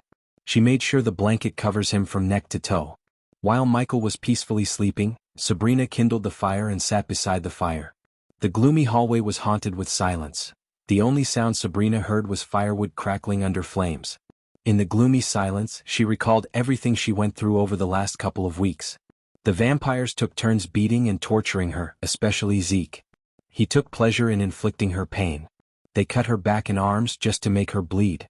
Then the vampires collected her blood and drank it like wine. At first, she tried to fight, but without arch-energy she had no chance of defeating them. She just wanted to prove herself. That was why she took part in the Guardian operation. Her gut feeling told her not to go with Peyton. However, Noah always instructed her to take risks. She could still hear the Guardian's screams. Elijah slaughtered the Guardians, showing no mercy. It only took him a couple of minutes to slaughter them. However, he did not only slaughter them, he drank them until they were mummified. The last thing she remembered was another greater vampire dragging Peyton by her hair. Even now, Sabrina prayed for Peyton. She did not wish Peyton to suffer the same fate she did. Yet, Sabrina was oblivious to the fact Peyton and Tanulia planned everything. Otherwise, they wouldn't have let Sabrina suffer at the hands of vampires. As far as Tanulia and the other Guardian were concerned, the key was more important than a few weeks of torture to Sabrina. Was it worth it? Sabrina asked herself without moving her gaze away from the fire. Whoosh! All of a sudden, a gust of wind put out the fire. She quickly snapped back to reality and jerked her head around to see several skinless creatures appearing out of thin air. When she saw the creatures, her heart skipped a beat and her body began to tremble. She crawled backward in fear. She searched for a weapon but found nothing. The vampires took her space ring, which contained all her books, weapons, and dress. Hence, she had nothing to defend herself. The overwhelming fear blinded her mind. That was why she didn't think to shout at Ghost. Seeing her without any weapons, the skinless opened their mouths, revealing a line of yellow teeth. Since they had no skin, she couldn't identify or figure out their reaction. But if she had to guess, she would say they are grinning. While a group of skinless creatures was targeting Sabrina, another group sneaked toward Ghost. They wanted to cut his throat in his sleep. Go dash, she tried to shout, but she was too late. A skinless creature shut her mouth from behind. She squirmed and wriggled to escape, yet she was too weak. Her eyes opened as wide as they could. She wriggled her head until another skinless creature held her legs tight. Visit. For a better user experience, HMM. She screamed, but not even a muffled cry escaped her mouth through the skinless creature's hand. Welcome to the real world, Sabrina. Ghost's words resonated in her mind again. Her warrior code taught her not to kill from behind or sneak up on her enemies. Instead, the creatures were doing precisely what her moral codes forbade her. Welcome to the real world, Sabrina heard his voice again. But this time, his voice didn't resonate in her mind alone. On the contrary, he actually opened his eyes. Boom. Michael pointed his finger towards the skinless creature behind Sabrina. The lightning bolt shot out of his fingers, penetrating its brain and bathing Sabrina with its blood. As soon as the creatures realized that he had woken up, the other creatures shuddered. Before they could react, Michael sent a powerful gust of wind, blasting the creatures onto the wall behind them. Michael kicked up from the ground and stretched his arms, yawning. Did you see Sabrina? They had no warrior code, Michael snickered. Sabrina managed to kick away the creature holding her leg and ran towards Michael. Don't follow others' moral codes, Sabrina. Make up your own codes. Michael slowly unsheathed his sword. Your life, your rules. Don't try to reach for the bar set by your sibling Sabrina. Set your own standards. You are not your brother. Michael swung his sword at the creature that dashed at him. The creatures were only at the core formation stage. Even when they came as a group of 12, they stood no chance against Michael. Sabrina saw the creature's head flying away from its shoulder. Meanwhile, another creature shrieked like a banshee and dashed at him. You are not your sister, Pulch? With another swing, Michael cleaved another head. You are Sabrina Winston. Michael turned around and patted her on the shoulder. Survival of the fittest. That's the only rule in this world. The latest understudies are on website. Pulch. Michael didn't even turn around but swung his sword, cleaving another head. In a matter of seconds, he killed 4 skinless creatures without breaking a sweat. You can whine and cry about what the vampires did to you. Or you can learn from those events and come out stronger. Michael looked her in the eyes and gave her some tough love. He noticed 2 creatures flanking him from behind. However, he didn't turn around. Instead, Michael put a sword in her hand. You are not Noah Winston's little sister. Noah is your big brother, His words and smile immediately boosted her courage. She grabbed the hilt tight, and the moment the two creatures got closer to Ghost, she moved as smooth as water and swung her sword. The severed head didn't even hit the floor when Sabrina swayed to the side and swung the sword to cleave another head. Her eyes flickered in bright light when the two heads hit the ground. Michael turned around to see a new, more badass Sabrina Winston. Instead of killing the creatures by himself, Michael stepped back, letting Sabrina kill the others. Since she and the creatures were at the core formation stage, he knew she could face them. Unlike before, the remaining creatures didn't dash at Sabrina blindly. Rather, the archers dashed away from Sabrina and Michael, putting some distance between them. The rest slowly surrounded the duo cautiously without making any sudden movements. Michael put his hands behind his back and let Sabrina handle the creatures. Ding! When an archer fired an arrow at Michael, Sabrina swung her sword, cutting the arrow in half. "Always remember to kill your enemies as quick as you can," Michael instructed her from behind. Sabrina could feel the fear in her heart slowly fading away. After hearing his words, Sabrina dashed at the archers. "Crescent Blade," she cast a spell, waving her sword. Immediately, Michael saw a large crescent-shaped light blade shooting out of the sword towards the archers. The archers tried to leap away, but the crescent blade was simply too fast. The blade cut the skinless creatures in halves. When their bodies hit the ground, Sabrina leaped into the air using the wall as a booster. She turned her body acrobatically before diving down like a meteor. Boom. The latest _sodies are on the website. Her landing created a shockwave that knocked out the creatures surrounding Michael. Poch. Poch. Poch. Sabrina didn't wait for the creatures to get back to their feet. Instead, she stabbed them through the head, showing no mercy. "Show them you are not the one to be messed with. Show them your ruthless side," Michael taught her from behind. A few minutes ago, when Sabrina covered him with the blanket, he was about to wake up. Hence, he saw her gesture and felt a warmth in his heart. That was the only reason Michael changed his mind about helping her. Noah taught her how she should live, but Michael was teaching her how to survive. Meanwhile, Sabrina was down to 4 enemies. When she reached a skinless creature that tried to get to his feet, Sabrina stomped on its head. She stomped again and again repeatedly until she crushed its head into a pulpy mess. Seeing the brutal death of their kin, the skinless creatures crawled backward. Inflict maximum fear onto your foes. Your priority in every battle should be to win without even fighting. With her face covered in blood, she looked like a pissed-off goddess of war. Until that moment, she was a delicate flower who took pride in her talent. But when she stomped a creature to death and drenched in blood, she looked like Michael's sister. Granted, Noah loved his little sister dearly and protected her to the best of his abilities. Still, he failed to teach her the reality of the world outside. On the contrary, Michael would have taught her the world before teaching her anything. To survive in the world of killers like him, she needed to be ruthless and brutal. The code of warriors Noah taught her put her in a cage. The life lessons Michael was teaching her would ensure that never happens again. Arga die. Learn to control your anger, Michael said when she began to shout and stomp the already dead creature. Never let your anger cloud your mind. Your mind is your greatest weapon. Michael nodded in approval when she took a deep breath to calm her mind. The last remaining creature shuddered and stepped backward, showing Michael they possess fear and feelings. Finish it off. We have a long journey ahead. Michael sent a tiny bolt of lightning to the mattress and blanket. They were drenched in blood, so Michael chose to burn them and get new ones from the system's storage. Michael walked forward as Sabrina threw the sword, aiming at the creature's head. In a blink of an eye, the sword went straight through its head. Visit. For the best no understanding experience, do you feel better now? Michael asked, catching the sword by its hilt in midair. I do really.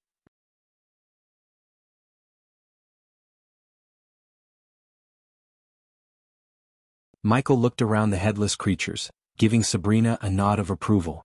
Then, finally, Sabrina began to come out of the trauma instead of whining and living in the past. Keep the sword with you until our journey ends. When Sabrina held out the sword, Michael closed her fist around the sword hilt. He wanted Sabrina to have a sword not only to protect herself but to mend the warrior spirit broken by the vampires.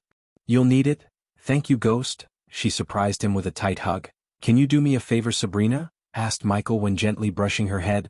Anything? Don't tell anyone you met me here. Sabrina let him go and took a step back. She then looked in him the yes with a bewildered face. Why?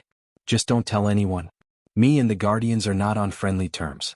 The last thing I want is meddling with their business. For a few moments Sabrina pondered before sighing heavily. I understand. I think you and our family have some connection, Ghost. You have been saving a Winston always. Sabrina let out a miserable chuckle. Well, you Winstons have the tendency to get into trouble. Michael smiled and walked the path before him with Sabrina. Can I ask you something? After a few minutes of walking down the gloomy path, Sabrina asked Ghost. Go ahead. How do you feel after taking a life? I mean not these creatures but actual human beings. Glad. Michael's answer completely caught her off guard. She was stunned. Glad? What? She asked, tilting her head. Visit. For the best no_underscored_Xianxia experience, I don't go around killing people unnecessarily. If I kill someone, that means I have no choice. They'll feel glad because after taking the life, I have one less enemy who wanted to take my life. Don't you feel any remorse? Sabrina asked him another question. How many people have you killed, Sabrina? Michael asked her instead of answering her question. A few. But they deserved it. Then why do you want to know how I feel? I told you, Sabrina, live for yourself. End of the day, if you're happy, that's all it matters. She sped her steps, came in front of him, and walked backward looking at Michael. My brother said every time you take a life you lose a bit of yourself. Yeah, some people say that. I'm not one of them. Either I kill and lose a bit of myself or not kill and lose the whole of me. I didn't work my ass off to this point to get myself killed. Michael massaged the back of his neck while talking to her. What's your ambition? What do you want to be in your life? She looked curious to know Michael's answer. For some reason, Sabrina felt good talking to Ghost. When she talked to Rowena or Noah, she always felt some kind of pressure from them. They both expected Sabrina to be what they wanted. However, Ghost encouraged her to be herself rather than trying to satisfy someone else. Of course, Sabrina had no idea Ghost was her big brother at this moment in time. Otherwise, she would have felt 100 times more pressure because Ghost was at the stage where Noah seemed pale in comparison to him. If Michael knew Sabrina was his little sister, he wouldn't have messed her mind with stupid warrior codes. Instead, Michael would have taught her how the real world works. What everyone wants, immortality. I am gonna sit back and enjoy everything this world has to offer. Congratulations on your engagement, by the way. Michael was kinda surprised by her words. How did you know? As far as Michael could remember, only Claire and the elders knew about his engagement to Gaia. He wanted to share the news with everyone at Hades. But before he could do that, they were attacked by the ninjas. The ring. Sabrina pointed at the engagement ring on his finger. It didn't look like a space ring. So you were either wearing it for fashion or you're engaged to someone, most probably to Elia? Took a guess, huh? Yep. Sabrina nodded. It was astonishing to see how quickly she changed. A few hours ago, she was a broken, cowardly girl, and now she had turned into a cheery, joyful girl. Visit. For a better user experience, all she needed was a bit of tough love and a few skinless creatures. I heard a rumor you're not going to marry anyone else. Any truth to that? You heard right. Really? Sabrina raised her brows because she was amazed. You don't have anyone else in your life other than Elia. I know I am asking about your personal life, but I am really surprised. This is the first time I heard a prodigy like you have only one girl in his life. What's wrong with that? Michael couldn't help chuckling after looking at her reaction. Nothing. It's just too surprising. Take my brother for example. He has a few girls in his life. A few? Michael raised his brows. Yeah, a few. Sabrina giggled, recalling the number of girls in Noah's harem. Although Michael met only 3 girls in Noah's harem, he knew there were several more. To his knowledge, there was Alicia, Zanali, and Edith. In addition, Olivia would have joined his harem if Michael didn't pull her out of the pit. In my view, the more girls you have in your harem, the less you know about each of them. I don't say harem is wrong. It's just I can't love anyone other than Elia. She is really a lucky girl. It's me who's really lucky to have her. Michael gently smiled, thinking about Gaia. He couldn't even imagine a life without her. He was deeply in love with her. When he was with her, even the catastrophic problems seemed minuscule. He would rather have Gaia by his side than hundreds of heaven-defying beauties like Layla. While they were walking further and further into the gloomy path before them, Michael noticed symbols and shapes creating something he could make sense of. Sabrina saw Michael suddenly turn his gaze towards the wall and walk towards it. You see something? Sabrina asked. She looked closer at the wall but saw nothing but indistinguishable shapes and symbols. Michael on the other hand saw the woman with thousands of arms in the wall yet again. But this time she was under someone's feet. The man with a long cape fluttering in the wind brushed her neck with his boot while raising his arm to the sky. Michael followed his hand and saw what looked like a meteor down on her. Looking at the drawing, Michael creased his brows. He thought the Thousand Arms woman might be the queen. He wondered who might be the man crushing the almighty queen under his feet like she was a bug. Besides the man, he also noticed the dog. He looked closer as the dog resembled a German shepherd but with wings. Both the dog and the man seemed to be laughing. Michael slowly walked along the wall to see more and more engravings, and all of them had the man and the dog. "I still can't see anything," Sabrina said. "The latest episodes are on website. Look over there. Maybe you might see something that I can't." Michael sent away Sabrina and focused on the engravings on the wall before him. On one particular portion of the wall, Michael saw engravings of thousands of soldiers running toward the man and the dog. In the next portion following the soldiers, Michael saw all the soldiers on the ground, obviously dead. He saw the dog ripping off the soldier's armor. Who is he? Michael touched the man and asked himself.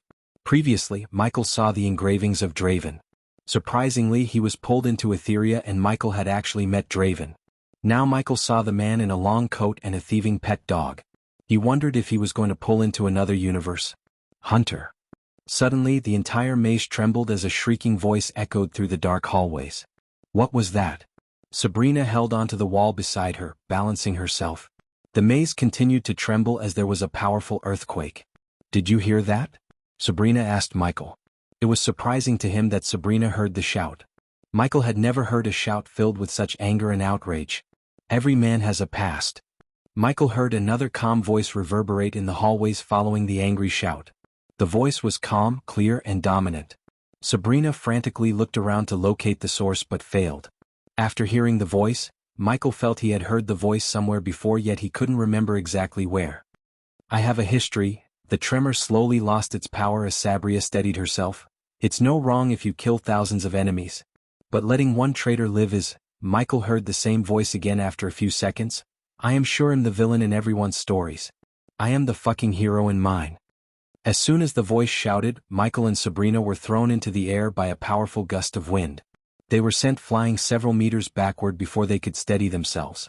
Hunter. Michael heard the demonic scream yet again. This time the shout was louder, but the maze didn't tremble like earlier. I'm certainly not good. I'm not bad either. I am just evil. Michael was absolutely positive he heard the voice again. In fact, he heard the exact same sentence back on Earth. Visit. For the best no understanding experience, as soon as he recognized the voice's owner, Michael saw the wall beside him cracking. Then he felt the wall pulling him in. Oh shit, here we go again. The force was several times stronger than before. He just closed his eyes and prepared himself to jump into another universe. Deep down he was excited. Because when he met Draven, he learned more about the key and got an idea of a new device. So he wondered what he might get in the universe he was going to. Michael was the #1 hitman in the world, and if Michael was right, he was about to meet the most powerful and dangerous man to ever live on Earth.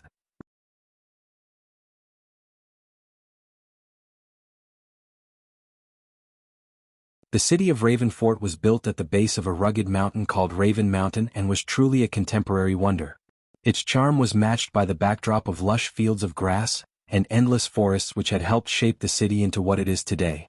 The trade resources these fields and forests brought were of great importance.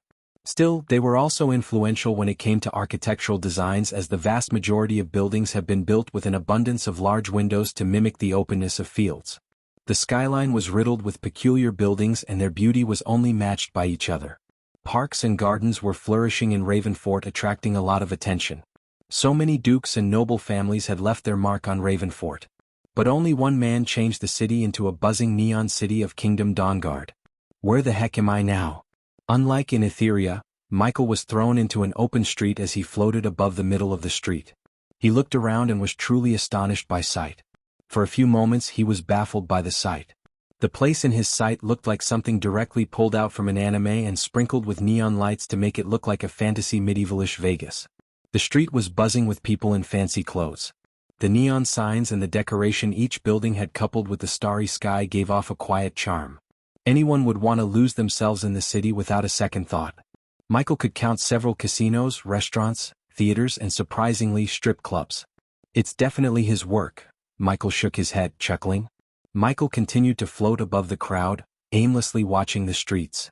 While roaming the streets, Michael noticed how clean the streets were. Then he looked at the raven-shaped mountain looking down at the city. Damn it. I lost 100,000 today. Dude, you know what they say. The house always wins. Michael turned his gaze towards a couple of elves walking out of a casino. The building resembled a miniature pyramid, and their shout was loud enough for many pedestrians to turn their gazes at them. I am sick of losing my astral coins in this place. The elf leading the group, who had blonde hair and pointy ears, stomped on the street. The elves looked exactly the same as the elves from Michael's universe. Except these elves had pointier ears and were taller than the humans in the streets. They also looked more dominant. Then why do you keep going to this place? There are countless casinos in Ravenfort, the elf following the angry elf said. Sigh, the elf sighed, because they have 6 services. Especially the girls, dang. The elf licked his lips before mingling with the crowd. Michael followed the crowd of streets towards the castle in the distance right beneath the mountain. Visit. For the best no_underscore_undersing experience, get your daily dose of news here. Newsflash. The Dark Mage has decimated Grass Grave, the school of astral magic. The royal mages are scouring the kingdom for the Dark Mage. Michael turned his head immediately towards a couple of street urchins shouting at the crowd standing on a stack of crates. The Dark Mage strikes again. Want to know about the Dark Mage? Get your daily dose of news from the #1 news provider, Newsflash. Michael saw several people, including elves, dwarves, and humans, rushing toward the street urchins to get a copy of the newspaper in their hands. The Dark Mage? Michael felt curious about the Dark Mage. He wondered whether the Dark Mage and the man who crushed the queen under his boots were the same people or not. Dear God, it says the Dark Mage has killed every single disciple in the school. A human lady wearing a feather hat read the newspaper and gasped in shock. Why is he hunting the mages? Not mages. The mage schools allied with the Church of Goddess Aditi. This is the 5th school he had wiped out of existence. What the fuck is the Royal Mages and the Ministry of Warriors doing? The crowd murmured among themselves. Michael noticed every single one who talked about the Dark Mage looked pale and flustered. Look. Suddenly many of the crowd pointed at the sky as Michael looked up to see a man-of-war ship flying towards the castle in the sky. Even from a distance, the ship looked massive and threatening. Visit. For a better user experience, Michael quickly shot into the sky as he had a feeling the ship was the place he should be right now instead of listening to gossip. Only when he came closer to the ship did he realize the actual size of this beast.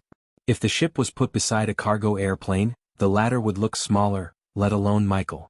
Since he was not in his physical form, Michael was able to pass through all the defense arrays placed on the hull and went straight through the hull.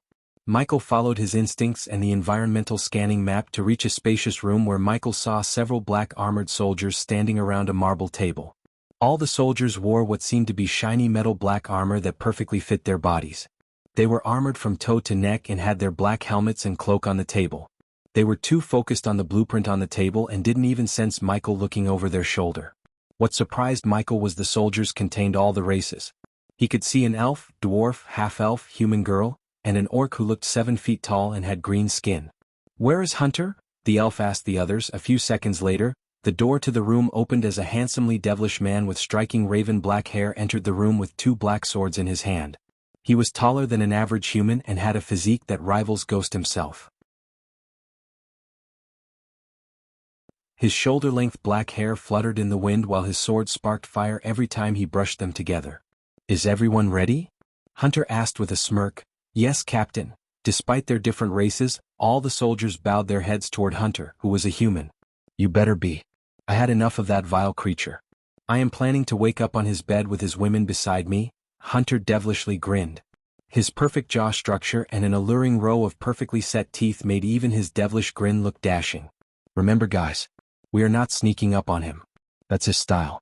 We are doing this in my style, loud and sexy. He has to know we are coming for him.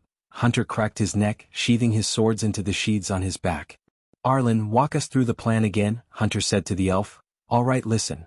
The elf put his finger on the highest point of the castle.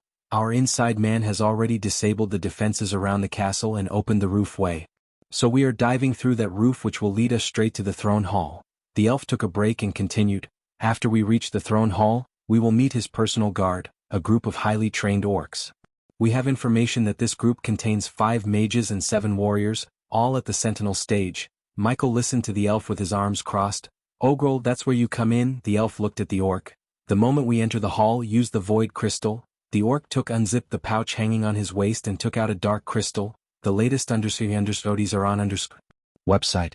But the rock put the crystal on the table and nodded as Michael saw a puff of steam coming out of the orc's nostrils. The crystal will suppress everyone's cultivation stage to sage level except us. As long as we are wearing this, Arlen tapped his chest, we are immune to the void crystal. 6 paladins versus a bunch of sages. I like that odds. Hello, we can massacre them in a couple of minutes. The half-elf giggled, playing with her golden hair. What about him, our target? Michael looked down to see a dwarf chugging a large bottle of wine down his throat. Dude, how many times do we have to tell you? Don't drink before a mission? The half-elf shook her head disappointedly. Especially that poison made by our target? Arlen creased his brows as the dwarf wiped the red wine off of his long bushy beard. Dinna judge me. After we chop off his head, who's gonna make this god's drink? Ye have ta give it ta him, he may be a vile evil one son o a bitch but he knows how ta brew this heavenly wine. The dwarf kissed the glass bottle in his hand. Just give it a taste. Hunter, here take a sip. The dwarf extended the bottle to Hunter but he just shook his head. I prefer not to drink poisons Habrit. So killing, thieving, and humping like a dog be okay but nay drinking? Habrit rolled his eyes. Just ignore that short bastard and continue Arlen. The half-elf said to the elf. Where was I? At the throne hall. So after Ogrel activates the void crystal and suppresses everyone's cultivation. Well, just kill them and teleport the target to our base. What the fuck? Why can't we just chop his head off right on his very throne? Habrit asked. First, I kinda hate his decorations. Second, we need the king and his people to witness his death. They are waiting for us in the grand arena and I don't plan to disappoint them. Hunter grinned, and looking at his devilish grin, Michael knew he was planning something else too. Visit. For the best no experience, but we can make them wait a bit until we clean his treasury. I heard there are some dope shits in his castle. We can auction them for millions of astral coins. Hunter licked his lips as Michael could see his eyes sparkling. Michael couldn't help feeling pity for their target. Although Michael couldn't see their cultivation level, he could sense the overwhelming power radiating from each of them. Especially from Hunter. If Michael had to compare Hunter with a cultivator from his universe, he would say Hunter was at fusion stage. Wherever they were going, Michael was excited to see them in action.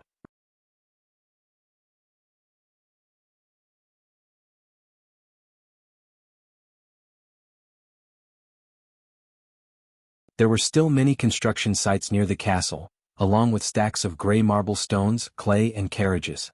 It was apparent whoever inhabited the castle had planned to expand it. The airship Michael was on gradually got closer to the castle. It slowly ascended higher to the point that Michael could see a glass door on the roof flanked by 4 towers. It's showtime, Hunter cracked his fist as the wooden floor in front of them slid open. Without wasting any time, Hunter jumped through the opening followed by the dwarf. Then one by one all the team members jumped out of the ship, diving towards the castle opening. Let's see Hunter in action. At last, Michael exited the ship through the opening and followed the team. Since the ship was huge in size, all the archers in the tower noticed it. Besides, Michael could see guards patrolling the castle walls chaotically running around the place. To Michael it seemed like the guards were caught off guard. Whoosh, whoosh, whoosh, whoosh. While diving down, Arlen fired arrow after arrow at each archer in the tower in midair.